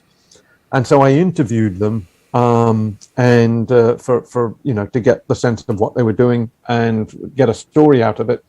And at the end, one of them pulled me aside as we're sort of filing out of the rooms where we're doing the interview. And he said, "Hey, I bet this has been pretty weird for you here, right?" And I said, "Yeah, how do you know?" And he's like, "Yeah, you know what's going on here, right?" I'm like, "Tell me." He's like, "It's because of what you wrote in your book." And meaning not a good day to die, because I was a long way from writing Relentless Strike at that point. So, I mean, that's, I got some sort of like hate social media messages and stuff from folks who at least want me to believe they're SEALs. Now, is that, when he says because of what you wrote in your book, is that because you divulged what they felt should have remained classified information, or is that because you were critical of naval special warfare? It was the latter, yeah. I think it was because not only did I write about the Takagar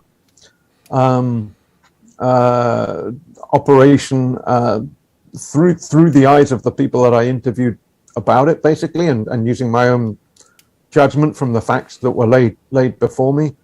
But I think that I do think that there's a part of the SEAL community that takes affront if their missions are analyzed the same way that you would analyze any mechanized infantry battalion's missions, or any paratroop battalion's missions, or anything like that. But do they really analyze their missions the way a mechanized infantry battalion does? It seems like they think they're beyond oversight, that they're beyond any sort of peer review. Well, I think that it's certainly easy to get that impression. I've always careful to try, especially when I'm speaking publicly, to avoid, painting with too broad a brush about any community, and particularly about the NSW community, because honestly, some of the smartest, most articulate special operators that I've met, both enlisted and officer, have been SEALs. And frankly, some of the most helpful people in my reporting that I've met have been SEALs. And I personally think I've written some of the most, I try to say there's no sort of good news or bad news, it's just news, right? But I mean, I've written some of the, some accounts that I've written of very successful special operations missions that I've painted as very successful have been of SEAL missions, hostage rescues. On the hardcover of Not a Good Day to Die, on the back, I actually deliberately sort of handpicked that description of the SEAL team sneaking up on the Dishka that was threatening the whole success of Operation Anaconda. I mean, that mission would have been a disaster if it hadn't been for those SEALs. Right. And so I don't have a grudge, with the SEALs, but I do find that some of them are very thin-skinned about just having what I would consider to be reasonable questions asked. I mean, I remember a conversation I had with a SEAL officer in the Officers Club, Naval Postgraduate School in Monterey, which I visited from time to time to speak. And I said something to him like, well, I think it's reasonable for folks in the land warfare community to ask whether an organization or a community that of necessity has to spend a substantial amount of time in the water training to be the world's best sort of military frogmen and mini sub drivers and so forth and so on, has enough time left to also become as good as the world's best on land special operators. And he looked at me like I had two heads, and he said, "The L stands for land, dude." And that was, so I guess I was put in my place. The L stands for land. And, that's... Right. I mean, not remembering their history when it was sort of the land was the 1 foot in the water land, right? Yes. It was the tidal land and the riverine land, not necessarily deep in the mountains of Afghanistan land. Sean, this has been awesome, and I think we're definitely going to have you back because, as you mentioned, we haven't even gotten to the invasion of Iraq, and we've only gotten halfway through my checklist of Sean Naylor's greatest hits. So I think we are going to have you back for a second show, maybe down the line. Yeah. Sean, I wanted to ask you before we kind of start closing the house because there's so much. And I got time. So it's up to you. I know you guys have a limit, but I want to ask you because this, I imagine, because you mentioned this a little bit about your first article in Army Times with about 1/60th, and that when you wrote the article about the hypotheticals, how would we do this, and that you have somebody visiting you.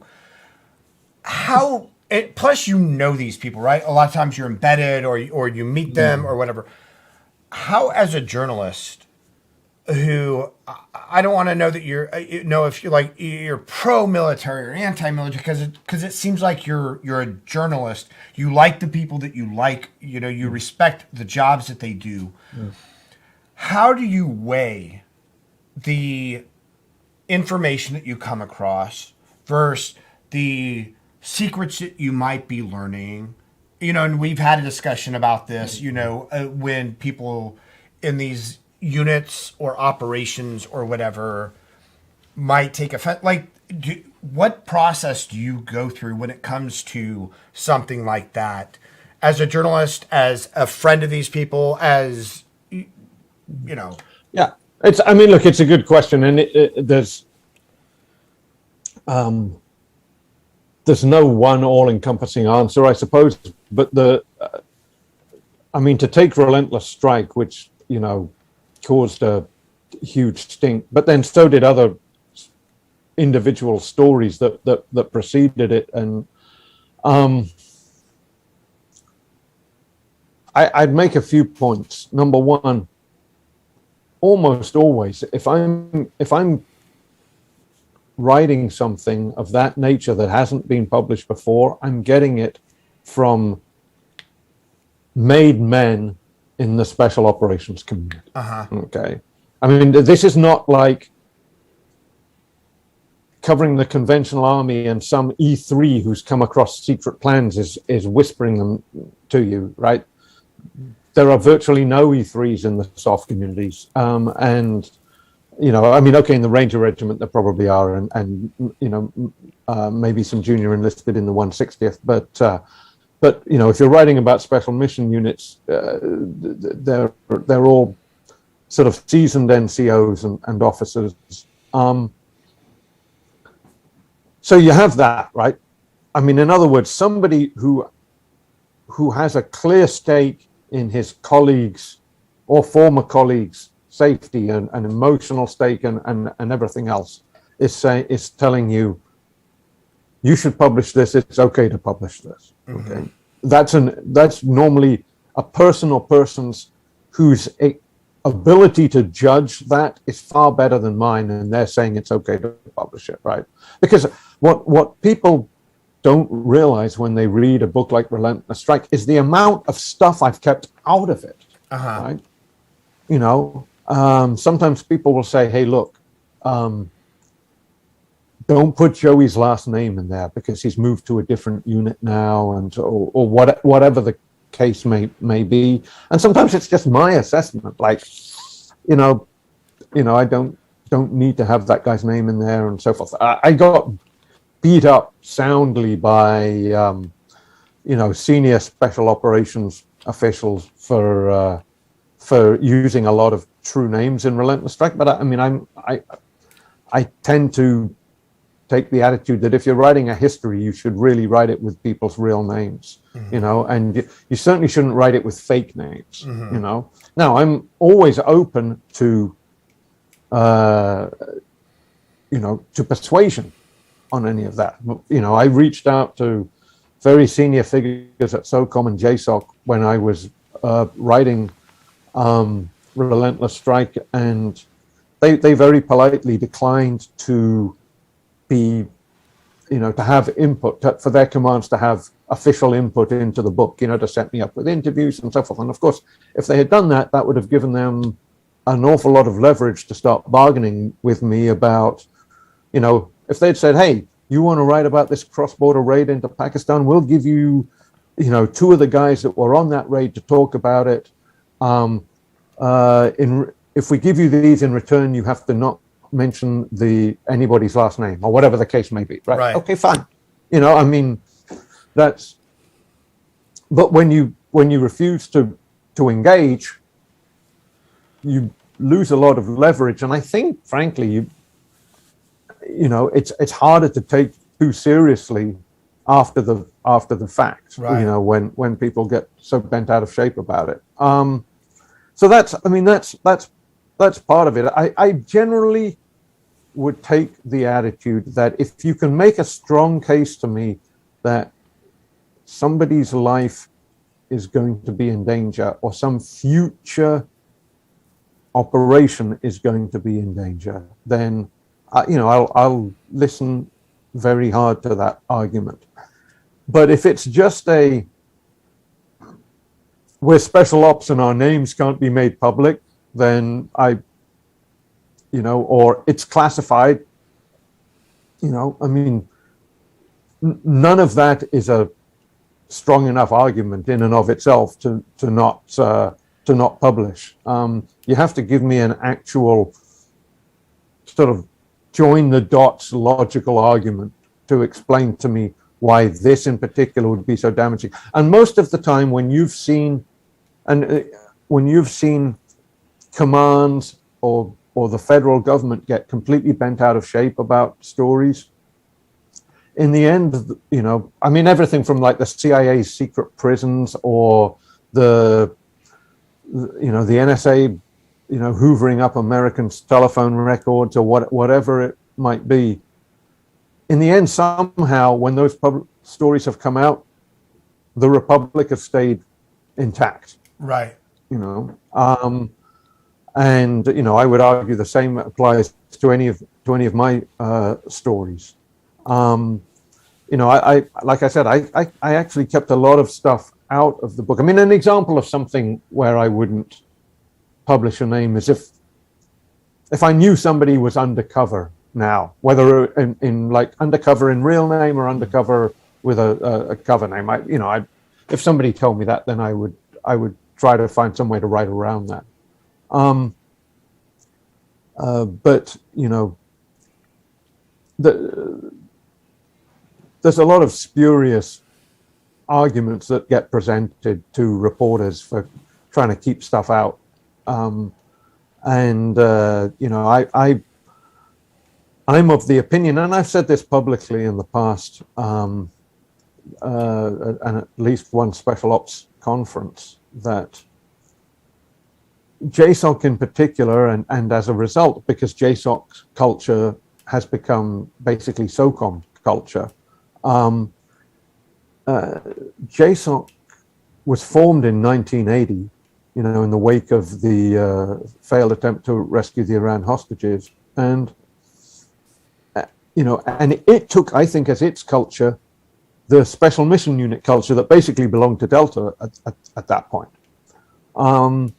Because Delta had been formed in the late 70s. Now, you think about Jsoc in the early 80s, think about how few people knew about Jsoc and about Delta Force. The number of people that had first-hand experience that a writer could go to talk to about those organizations was in the hundreds. It's now in the tens of thousands, and we're now in the 21st century in the information age, and information moves around the world at the touch of a button. I guess maybe you could fax some information if you were super high speed in the early 80s, or maybe a pager would go off. Right. But the culture hasn't adapted one iota to cope with that change. And I would argue that the commands have painted themselves into a corner by sticking to that sort of like 1980. I call them the Fight Club rules of Jsoc. The first rule about Jsoc is you don't talk about Jsoc, right? And by sticking to that, it has completely limited the sort of the room for maneuver for commanders, especially who might want to say something like if I go to a 3 or a 4 star and I say, hey, look, I'm going to write a book or a story or whatever it is about this, I already have 90% of the facts. I would very much like your input to help me with the other 10%, and I'm happy to hear any, issues that you may have about the things I'm writing about. They have no room, as far as I can tell, to bargain. Certainly, I have never gotten the sense of that because by telling everybody you can't talk about Jsoc or you can't talk about this mission or what have you, we've all signed NDAs and blah blah blah. Their ability to then make sort of common sense, if you like, trades with reporters has disappeared. I mean, that's my assessment. Yeah, based on I think you're right, Sean. And I think that there's a very antiquated way of doing things from an insider's perspective, and I understand because I was sort of an insider at one point in my life that I served in special operations. That from the insider's perspective is we just don't talk about this if you're not inside your compound on Fort Benning or wherever, you do not talk about what we do. But obviously that's not keeping things secret anymore. And when as you say, there's tens of thousands of people out there with this information, when we have with social media and the internet and everything else. And the articles and the books and the things you've written, Sean, I mean, Jsoc is literally participating in American history as it unfolds. Yes. These are historical events that our country is participating in. And we're obviously a democracy. We have freedom of speech and freedom of the press. And to think that no one is going to come by and try to write about these historical events, literally like earth-shattering historical moments in our country in some cases, and that those who are still on the inside think we can just not talk about it and no one's going to cover these monumental events just seems profoundly unrealistic. Yeah, I mean, it's not just that Jsoc is participating in historical events. My book makes, Relentless Strike. Here it is. I'll plug the paperback. You plug the hardback. There it is, right? Relentless Strike: The Secret History of Joint Special Operations Command. There we go. So, Sean, I just want to point out blank.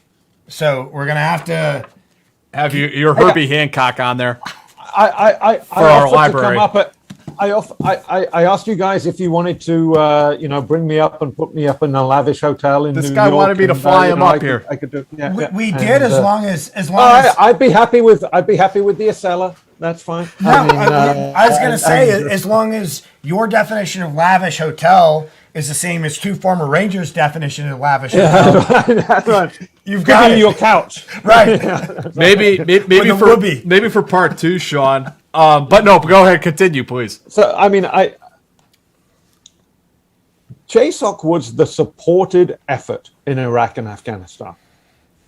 And as that became increasingly clear to me in the years after I wrote, after Not a Good Day to Die came out, it came out in 2005. And in the wake of that, at Army Times, at the Military Times papers, I was made I sort of got a new gig as a sort of an investigative reporter into special operations. And, that resulted in the story. I mean, that story that you read about the task force in Iraq, that caused a huge stink, that story. And, the company lawyered me up in the wake of that story, and basically my approach, my view was, you can't have the main effort of two massive multi-trillion-dollar wars not being written about. Right. You know, it's sort of as if there was this sort of dark antimatter at the center of the wars that no one was allowed to talk about. So all of the press conferences and everything never mentioned the actual units that were bearing the brunt of the fighting and doing most of the attacking. Right. And it's sort of as if, you know, in World War II, there was you can't write about Patton, you know, you know. I mean, like what? Right. And I feel like they've really missed a trick in some of this as well, because especially in Iraq, think about what the dominant sort of theme of the coverage was from like 05 to 08 or 09. It was just, you know, IEDs after IEDs after IEDs, you know, soldiers, this many soldiers killed in an IED strike, that, you know, this many people killed in a market square in a attack, this, you know, it was this sort of like absolute litany of basically bad news coming back. And the one force that was actually aggressively getting after it was Jsoc, right? And was actually eating away at Zarqawi's sort of network, gradually closing in. And the story that you read about that was I believe it was headlined in the newspaper. I believe it may have been, I may be getting this wrong, and it was headlined in digits, but differently. But one of the headlines was "Closing in on Zarqawi," right? And it was written, and then like 2 or 3 weeks later, Zarqawi was dead. And you know, it was a description of the task force, the Jsoc task force in Iraq, basically, and a bunch of near misses they'd had. And I wrote that sort of the hell out of it. I've been collecting string on it for a while, and then what happened? I'd been told about the video of Zarqawi sort of firing the SAW, the M249 SAW, squad automatic weapon for the non-enthusiasts out there. But who am I kidding? It's like 10:23 on a Friday night. They're all enthusiasts. Right. But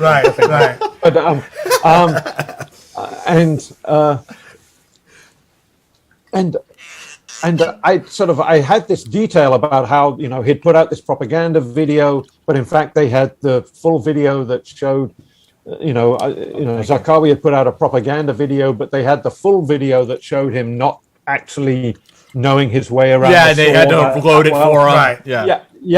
And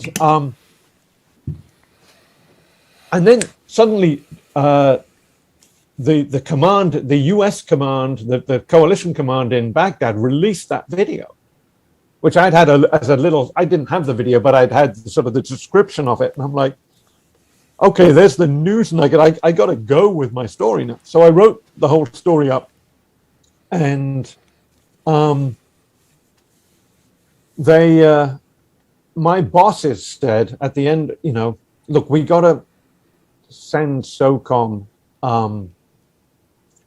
I had called SOCOM earlier in the reporting process and said, you know, I think I probably said I'm doing a story on the effort to get Zarqawi. Are you interested in helping me on this? And they're like, no. Right, it's okay, fine.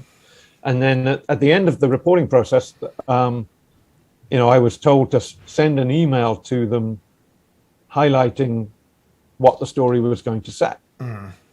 So we did this with all the bullets of all the key things, and boy, that got their attention then. This is a story in, I think it was 2007. if that tracks with Jack's memory and timeline. 2000. The one I recall reading would have been 2006 when I was in the Q course, and it was the one where there's a map of Iraq in the article, and it said like the SAS is here in Baghdad and TF North.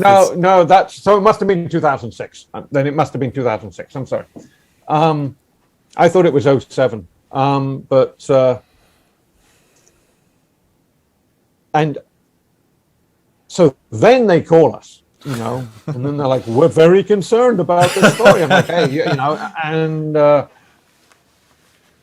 and the first thing that they wanted out of it was, can you not name McChrystal as the commander of Jsoc?" What? I'm like, there's a Defense Department press release. Yeah. When he was made commander of Jsoc, and they're like, well, we just feel like this puts his family at risk or something. I mean, look, obviously I don't want to put anyone's family at risk or anybody at risk, but I mean, that's a ludicrous argument to make as your highest priority item, that somebody we've announced publicly as being in command of this organization, you can't actually say in print is in command of this organization. Right. And I found that with DOD, even in the past, trying to put material through DOD review, that information they have previously declassified, when I write it, is suddenly classified. And even when I show them side by side, wait a second, you already cleared all of this. Sorry, dude. Yeah. And, one of the things in that story, if this tracks with your memory, it's got to be the same story. Because it was... I quoted a paragraph from one of McChrystal's messages to the task force. It wasn't like a super sensitive paragraph. It was basically, we got to be more professional. We got to be more this. We got to be more that. It wasn't sort of like operational stuff. But anyway, we tweaked a couple of we didn't tweak anything, but to mollify SOCOM, I think we took out a couple of the names of the specific FOBs where some of these elements were. Mm-hmm. We still said they were sort of Task Force North and Task Force, but I think we took out some of the specific FOBs, and there may have been, I think there was a reference to Orange in there that was very tangential. Mm-hmm. And they asked, could we take that reference out? We're like, okay, it wasn't really adding anything to the story, so fine. And we thought we'd made we'd reached a sort of not an agreement, because we don't have to make an agreement with them. This is America. But we felt that everybody was at least comfortable with the way that things had been left. But I think what they'd failed to do was, like, they weren't speaking for McChrystal. And so once the story came out, I was reliably informed that McChrystal was extremely upset. And then we got very legalistic sounding emails coming from SOCOM.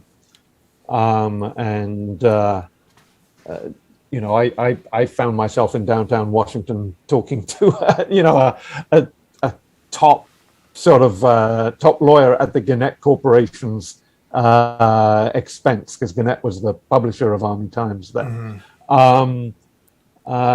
In the end, there was a big, military investigation, but nobody reached out to me. But it was, what was interesting about the paragraph from from McChrystal's message to the force that we included in the story was, so McChrystal goes crazy about this, but then when he brings out his own book, guess which paragraph he includes in his own book?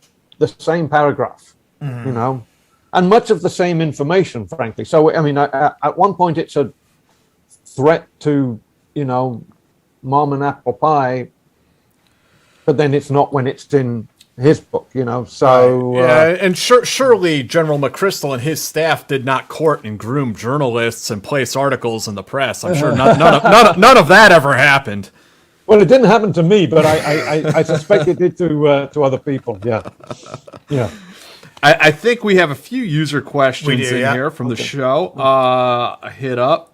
Graham? What role do you see for Jsoc moving forward out of the global war on terror and into great power competition? Do you have any thoughts on that, Sean?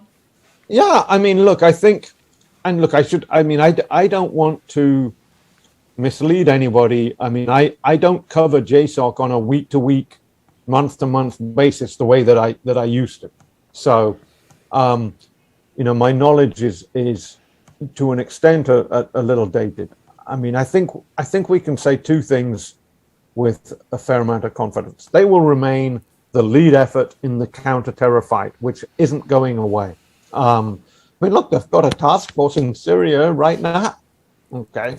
They've got a task force in Djibouti for Yemen and Horn of Africa right now. They've got individual dudes and maybe dudettes across North Africa, and they've got probably a task force focused on Iran and so forth. So, I mean, all of those problems aren't going away, and the United States is going to want somebody to cover down on them, and that's almost certainly going to be Jsoc. And of course, the no-notice hostage rescue mission for which the command was originally created will remain. And also the command's responsibilities for sort of counter weapons of mass destruction, sort of loose nukes, both abroad and in the United States, will remain as well.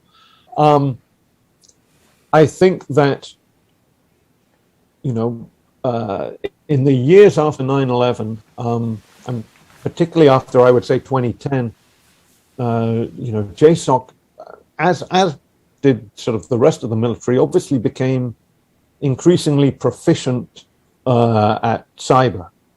And I suspect that as cyber continues to expand its importance in the military realm and the national security realm, and it's already massively important, to the dismay of all of us who are just smile a smile of success when our computer boots up successfully. Right. I suspect Jsoc, and I mentioned in Relentless Strike towards the end, the sort of the advances that they were making in sort of standing up cyber-focused units. I suspect that will only continue. And in great power competition, look, Jsoc is a massive, powerful bureaucracy in the Defense Department now, and it's very difficult to not just shut that sort of bureaucracy down, but to take away bureaucratic power once it's been gained. I suspect, look, there's a lot of missions that you can identify in state-on-state conflict that Sean, Jsoc could do very well. One that I would point out is that the original mission, the non-classified, I suppose, mission for Delta when it was first stood up was POW rescues, actual prisoners of war, like the Sunte raid was supposed to do. And there was thought during the Cold War, if the Soviets came through the Fulda Gap and that popped off, that you would have American POWs behind enemy lines that would have to be rescued. So yes. In the sense of great power competition, the POW rescue mission is very much going to be present. Yes, and I think also that, look, we have to hope, I suppose, that great power competition doesn't become great power conflict, because we're only a hop, skip, and a jump from turning the planet into an orange fireball then. But I suspect that great power competition will, just as it has done for the last 20 years, while Jsoc's been focused on the counter-terror mission, is going to involve a lot of proxy forces. I mean, don't know whether you call Iran a great power, but they're a regional power, and they've already got a proxy army of scores of thousands when you add them all up between Hezbollah and Houthis and the Hazaras from Afghanistan who were fighting in Syria, and so forth and so on, and all the various Iraqi groups. I suspect that Jsoc will want to sort of play in that, the Russians with the little green men, and the Chinese with their little, their fishing fleets and so forth. I would be very surprised if Jsoc isn't sort of figuring out ways to play in that game and to counteract some of those steps. Let's see. Isaac says, I guess he's talking about Julian Assange. Did Julian know he was used by Russia in the 2016 election? I think he's asking. I don't know. I think that's what he's getting at. I don't like ducking questions, but you'd really have to ask Julian Assange that, because I don't know what he knows and what he doesn't know. And I think that I don't know. You could make a strong case that he's not a stupid individual, but he maybe doesn't always want to know who's the originator of every piece of information he gets. Right. Sean, out of curiosity, and I'm not super familiar with everything that WikiLeaks puts out, have they also put out stuff that was gained from like information about Russian intelligence or Chinese intelligence, or is it all been directed at the U.S. and allied nations?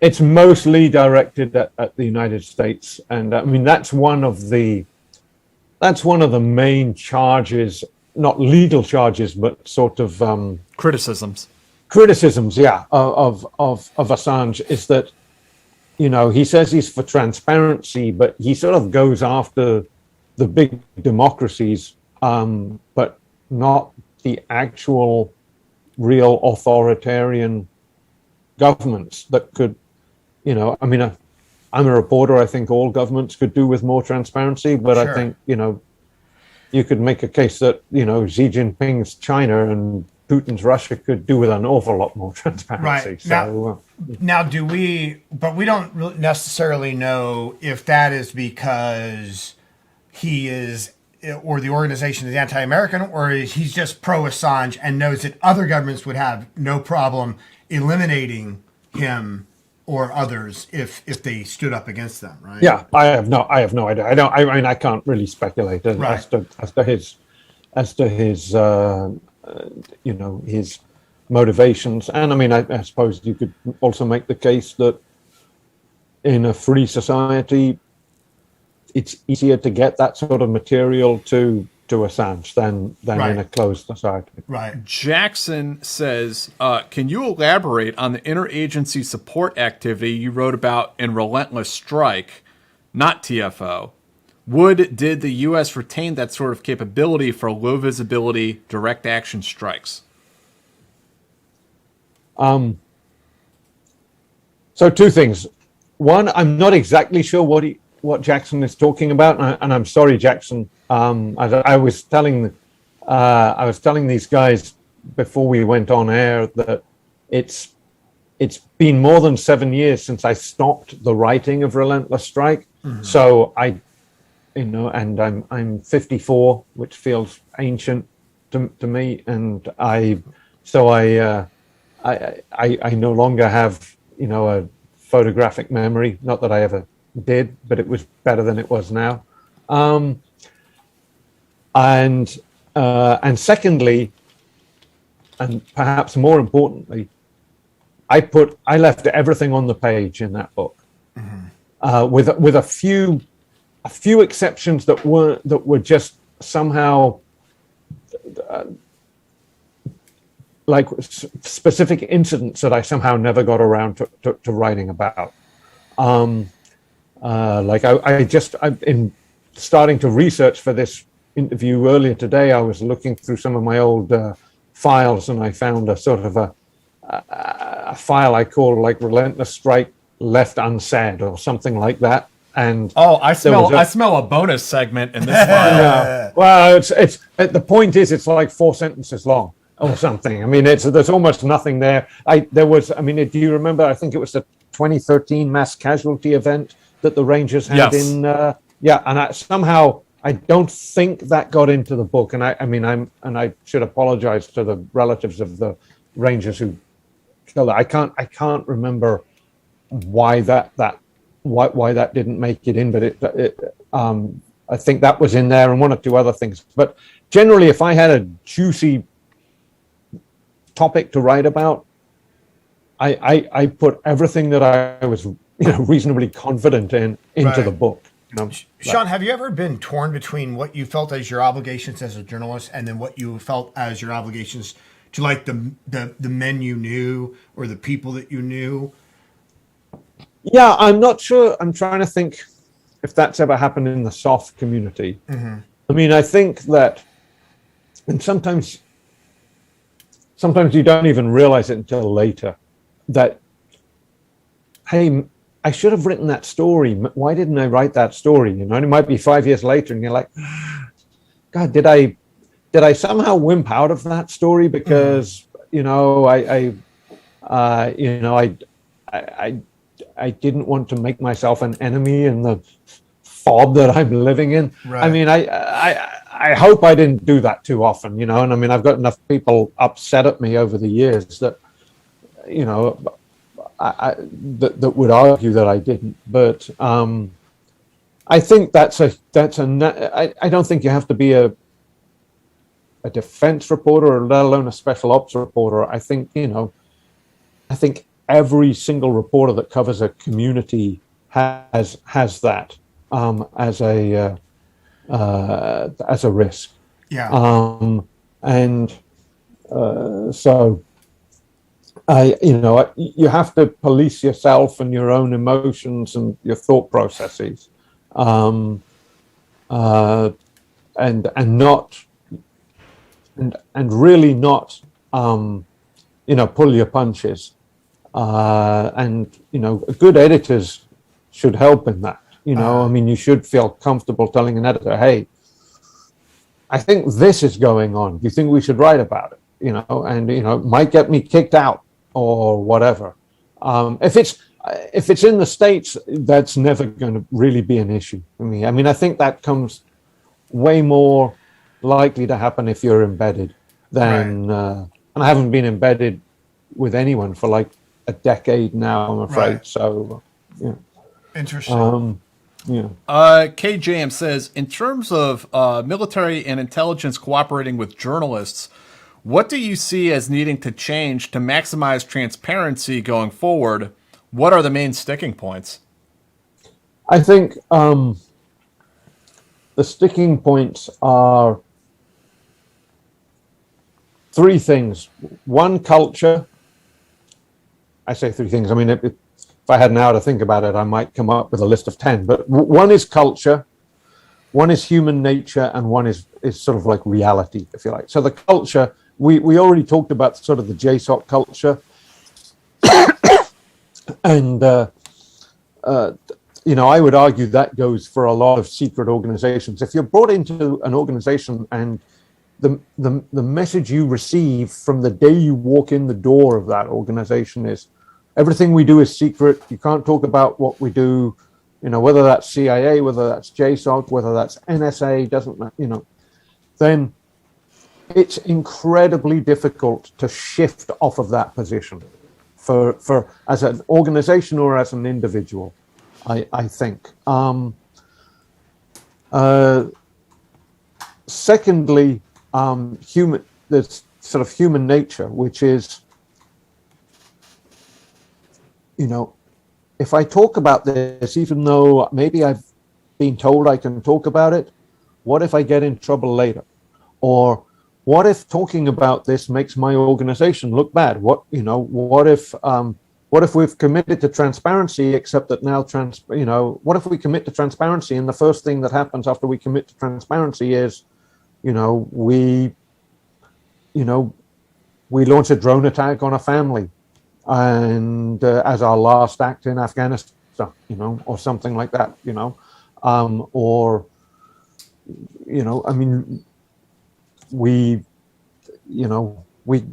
get a bunch of soldiers killed in a mission in Niger, or some of our guys go crazy and choke out an SF soldier in Mali. I mean, there's people look at that. I suspect, I don't know, and people in these organizations and recoil and think like, why don't we just keep everything secret? And so I think that's part of it. And then the reality is, there are strong arguments to keep an awful lot of stuff secret, right? Not as much as I would argue, not nearly as much as the government tries to keep secret, but certainly I wouldn't see a point in publishing as other people have in years past, the names of all the station chiefs or undercover officers out of all of the embassies around the U.S. embassies around the world, or stuff like that. Right. So when you get all of that, it becomes very hard to move people off the dime. I think that's and I think it probably what it takes is individuals. If somebody gets into senior positions in those organizations who has somehow not drunk all of the Kool-Aid all of the time on that sort of thing, then I think that's possibility. Or if some civilian leader from outside of the organizations directs it and makes it a direct order, then. Jim G says, is Sean making contacts at U.S. Indo-PACOM to arrange for future embeds during whatever may come to pass in the next few years in Asia? Not yet. I mean, we in the origin story, we never sort of like really got past 2001. But I mean, I'm not working for any specific news organization at the moment. I'm freelancing and sort of like weighing up various challenges that I might take on. If I was still working for Army Times, that's exactly what I'd be doing, and I'd try to already have been out there a couple of times. So, yeah, I mean that's a good question, but I mean those sorts of things take resources, and nobody's asking me to go do that at the moment, and I haven't suggested it to anybody. So, Anatoly Vashkevich has a very specific question. What is the relationship like between Orange and NSA? Really, heard they split between Belvoir and Fort Meade. Does that have like a Russian IP address? St. Petersburg has questions. Yeah, I know. Just repeat the question, because I'm not. I mean, I may not be up to speed. Up to the latest. And he's asked. I guess he's asking like what the relationship is between TFO and NSA. As I explain in Relentless Strike, basically for a long time, TFO operated as almost the sort of operational arm of NSA. So I describe in Relentless Strike a Jsoc operation in advance of the Iraq war to put an actual, undercover operative with a vehicle that was packed full of sensor gear, disguised, and drive that into Baghdad and park it somewhere and just leave it there with all those sensors collecting. And my understanding was that was sort of, basically done. And again, I'm speaking from memory here, but I think that was sort of done at the behest of the NSA. So Orange has always had a pretty close relationship, is my understanding, with the NSA. And it has a whole sort of signals intelligence part of the organization. So there's that operation that was reported prior to the Gulf War where they went and dug up the fiber optic cables to take a sample of them? Yeah, I mean, I vaguely remember that. But Yeah. I mean, that's the sort of thing that they used to specialize in, and probably still do specialize in doing. Isaac says he wants to know about the Russian bounties story, and I guess what your opinion is about that as a journalist. Do you have any thoughts about that? I didn't report on it. I couldn't tell you whether it was how much substance there was to it or not. You know, I mean, I try to stay away from things, from commenting as if I'm an authority on things on which I'm not an authority. Out of curiosity, because you are an authority on a number of things that have been embedded and are, you know, like you said, I started picking up on the lingo, like you're deeply familiar with the military. How often do you, or if you do, read articles written by people who aren't familiar with the military, but they're writing about the military? Do you just like look at it and go, well, they've got this all wrong? Like they obviously don't know what they're talking about. I mean, look, that sure, that happens sometimes. I mean, I always begin from, you know, a viewpoint that every reporter is making a good faith effort to get everything right. And you don't know usually what circumstances a story was written in, what pressures that reporter was under, you know? How many editors got to look over it before it was published? I mean, one of the, you know, great tragedies of the sort of the digital age in journalism is that there's a lot of good that's happened because of it, but to try to make ends meet or increase profit margins, a lot of copy editors have been laid off, even at big organizations like the New York Times and so forth. And it shows. I mean, it really shows. I barely read an article these days, whether it's national security or about football, that there isn't at least a typo in it, or a sentence that doesn't make sense, or a grammatical error, or a factual error that I catch in it. And all of those things are things that copy editors used to be sort of the last line of defense against.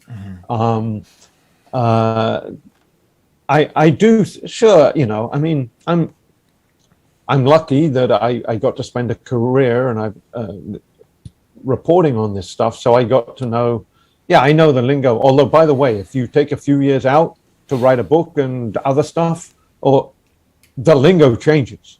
I mean, I used to consider myself pretty fluent in Army. You know, I could have a full-on conversation in native speaker Army with you know, with an S3 or something. You know? Yeah, and I was a 3-3 Army speaker. No longer. I'm like 2-2 at best. I went to the Association of the U.S. Army annual show, and like people are talking about, you know, every year a whole new family of acronyms gets introduced into into the lingo, you know. And if you're, it's like, you know, it's like those of us who are in our 50s but can't accept the fact that we're no longer in our 20s, let alone our teens, and then we're, you know, it's sort of like, it's like the, you know, the "how you doing, fellow kids" meme, you know. I mean, it's sort of like, you know, hey, cool cats. Exactly, you know. I mean, it's the same thing, you know. It's like, hey, it's, you know, I'm trying to think of an example of this. Yeah, but, it's I mean, just like you start talking about like a half mission or something like that. It's like, hey, old timer, that's not what we call it anymore. Well, yeah, exactly. RIP, and now there's no RIP anymore. Now it's RASP. And, yeah, you know. If exactly. Yeah. We're boomers now. Yeah. RS says, okay, here's another one. I don't know if you want to weigh in on, but what does your guest think about the Project Veritas raid? Them getting raided by the feds this week.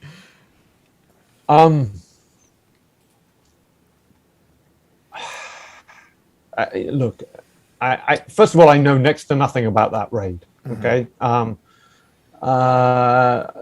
I can't.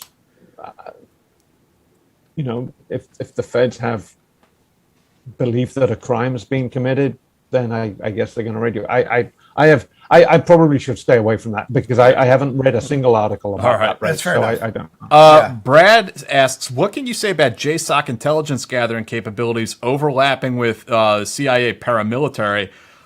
Which is interesting. I mean, and you are uniquely placed, I think, to answer this one because there has been, or there appears to be, quite a bit of duplication of capabilities within the military and between the military and the intelligence community.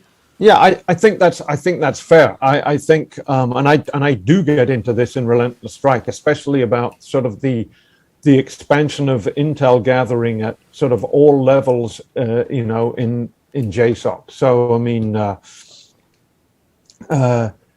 you guys obviously know that the Rangers significantly increased their intelligence gathering. The Ranger reconnaissance detachment, became, what is it now? The Ranger Reconnaissance Company, right? And so, the Delta did this. I mean, and I mean, this is going back like, close to a decade now. Delta did the same thing, expanding, OST, Operational Support Troop, then sort of like Advanced Force Operations. Then Jsoc kind of grew out of that, and OST grew into its own sort of squadron, basically. SEAL Team 6, I write about sort of a lot of the Black kind Squadron. of like cover Black Squadron and the covered missions. I mean, I think my book was the first to write about Black Squadron and all of that stuff. So and yes, at a certain point, it starts overlapping with civilian intelligence agencies' capabilities, the same way as the cyber stuff probably does. And, an adept national security structure would find a way to, use all of that without too much overlap and without too much, friction between organizations so that they can play nice together.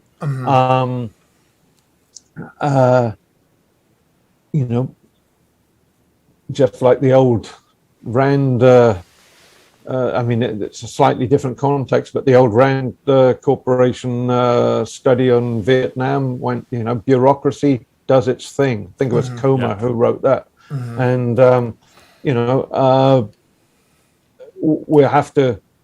we'll have to wait and see how much friction that causes. I think it has caused friction from time to time. I mean, even going so far back as the invasion of Iraq and the immediate months after OIF 1, when I was just sort of looking back through Relentless Strike today, trying to remind myself what I'd written about, so in case you guys asked me about it. The perception on the part of the Delta operators was that they were able to run sources and by using low-vis methods, buying beat-up local cars and going out, putting on a disguise and going out to meet their source outside the wire, and that the CIA at the time, and again, we're talking about sort of like 2003, 2004 now, as a Delta operator put it to me. So he's not a neutral in this. The CIA would refuse to do it unless they could go in 3 up-armored Suburbans, right, or whatever, and then, that's not exactly a low-vis signal that the Americans are coming to visit somebody. So, I do think this. I'm sure if you had a CIA guy here, he'd give you chapter and verse on why the CIA is by far the most eminent human intelligence collection agency in the United States government, and should remain in charge of all of that stuff. Well, so these are all like previous Team House episodes. You could go and watch and hear these arguments. I think it would depend on who you brought on from the CIA and what their roles were, because there are times when the CIA is obviously saying, look, this is all tactical level intel. This is not our bailiwick. We don't care about this. Then you have the DIA, who are going out and doing actual low vis operations in thin skin vehicles, Then you have the tactical units who have a specific set of intel that they want, which neither the DIA nor the CIA may actually care about. So, Yes. I think that, everybody is right in sort of their view, but then it starts to expand. If the Delta guys are going, oh, well, we also have access to this, and then the DIA or the CIA is going, well, but that's our realm, and that's where you get into the arguments. Yeah, and well, it's particularly in the counter-terror fight, Right. because everybody thinks they own a part of that, Right. in a way that the CIA probably doesn't demand to be the source on who's the first line of defense beyond the Fulda Gap, or which mechanized infantry or motorized infantry regiment are the Russians going to push through first. That's probably DIA's bailiwick, and or military intelligence. Mm-hmm. But in terms of hey, can we get some inside gouge on an Al-Qaeda cell in Yemen? Mm-hmm. Then suddenly everybody's going to right. maybe fight over that. And it was probably the same thing during the whole, before the war on terror, when it was the war on drugs, who is the preeminent source of intel on, these cartels and the movement? Is it the DEA? Is it the CIA counter narcotics? Is the FBI? They get into those too. Adam says, love you guys. Great guest as always. And his article was 28 April 2006, if I recall correctly. I'll buy that. Thanks, Okay. Adam. Adam was a previous guest. So Okay. yeah. Well, yeah, Sean, this has been awesome, and I really appreciate you taking the time tonight. If it's okay, I will ask you to do the bonus segment with us. If you're okay, we've kept you this long and probably driven your wife up the walls. If you guys want to hear more about what we've been talking about on the show tonight and the secret history of Joint Special Operations Command, Relentless Strike is the book to go pick up. As I said when we started off this show, almost 3 hours ago now. This is probably the book that you want to have, that if you watch this show and you're interested in these subjects, you're probably going to want to read this one. So go and check that out. Sean's other book is Not a Good Day to Die, The Untold Story of Operation Anaconda. You can find his work on the Army Times, Foreign Policy, New York Times, Yahoo News, Newsweek. Is there anything coming up? Any books? Any articles? Maybe you want to tease us a little bit with? I've got some ideas, but I'm waiting to pull the trigger to see whether one or two other things come up before I launch into my own projects. I've got some sort of stories that are. Maybe I wouldn't even call them stories in some cases. Maybe they're just projects that sort of that I feel need to be explored, and a lot of them relevant to the defeat in Afghanistan, or some of them anyway, and others are just.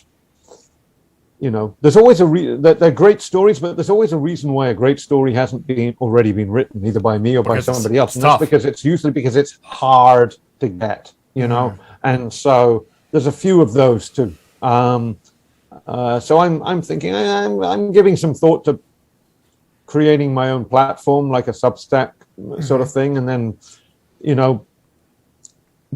going out and reporting stuff, and when I figure it's ready to publish, put it up there, and then if you want to read it, you got to pay, but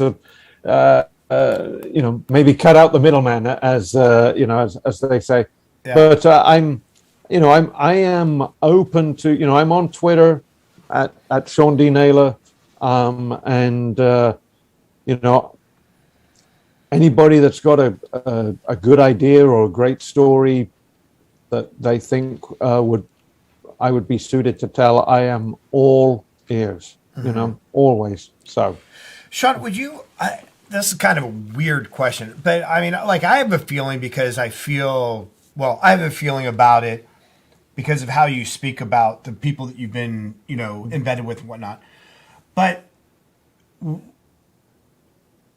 you feel as though you're just a journalist? Do you feel as though you're pro-military, anti-military? Do you feel as though you're just in support of the people? Like, how do you see yourself in the world? I certainly don't see myself as anti-military. Yeah. At all. I don't think it's the reporter's job to be pro or anti things that he or she covers. But I mean, what does pro-military even mean? Right. I mean, the same people who argue for the military to be, for specific wars to be ended and the military brought home would argue that they are pro-military. Right. Same people who say, no, we got to stay the course there and keep fighting until we win, they would argue that they're pro-military. Okay, I mean, that's a very simplistic example, but I'm pro-truth, I'm pro-fact, and I'm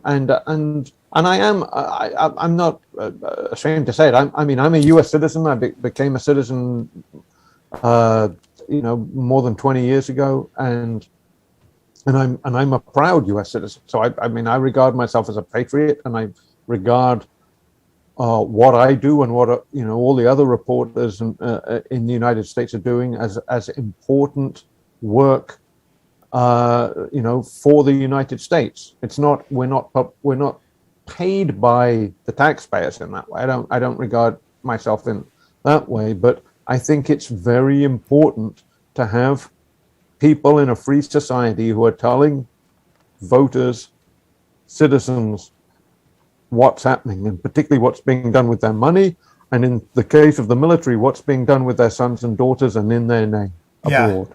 So, I mean, that would be my take on it. I don't think it as a pro or anti. Right. I just ask because I think it's a really important point that I think it's easy to paint people sometimes if they write critically of something, or you know what I mean, to paint them as anti, but it's not about that. Like you say, it's a patriot, and it's information. Yeah, and it's also, I mean, look. I mean, this isn't a great insight of mine. Many people have made the point before, but if it's a lot easier to keep doing things wrong if nobody ever points out to the public that they're wrong. Right. Right. I mean, one of the takeaways from Afghanistan is that war went on for as long as it did, and it got as stupid as it did, not because of negative press coverage, but because there wasn't enough press coverage on it. There really wasn't.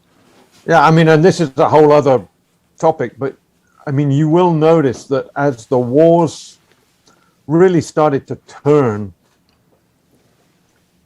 the enthusiasm of the military and the Defense Department to embed reporters diminished. Just about evaporated. Mm-hmm.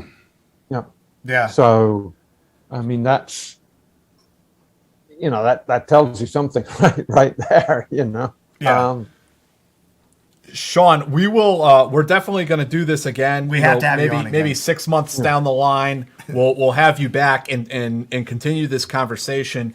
Next Friday, if you folks join us, it's Toby Harden, right? Mm-hmm. And what's the name of his book? First Casualty. And it's tracing the first CIA teams in Afghanistan, right? Correct. Yeah. The first CIA team. And Mike Spann, who was the first casualty. The first casualty. So that's next Friday. If you guys join us, thank you for watching this show and participating with us tonight. We'll see you next week. Sean, thank you very much for spending your time with us. We really appreciate it. Yeah, and hang on. We'll do the bonus segment in just a sec. And if you guys want to have access to the bonus segments, there's a link to the Patreon down in the description. And we'll see you next week. Oh, also, real quick, before we go, at the team house on Instagram. It's at the.team.house. On Instagram for our giveaway coming up. Okay, yeah, go check it out. Yeah. All right, guys, we'll see you next week.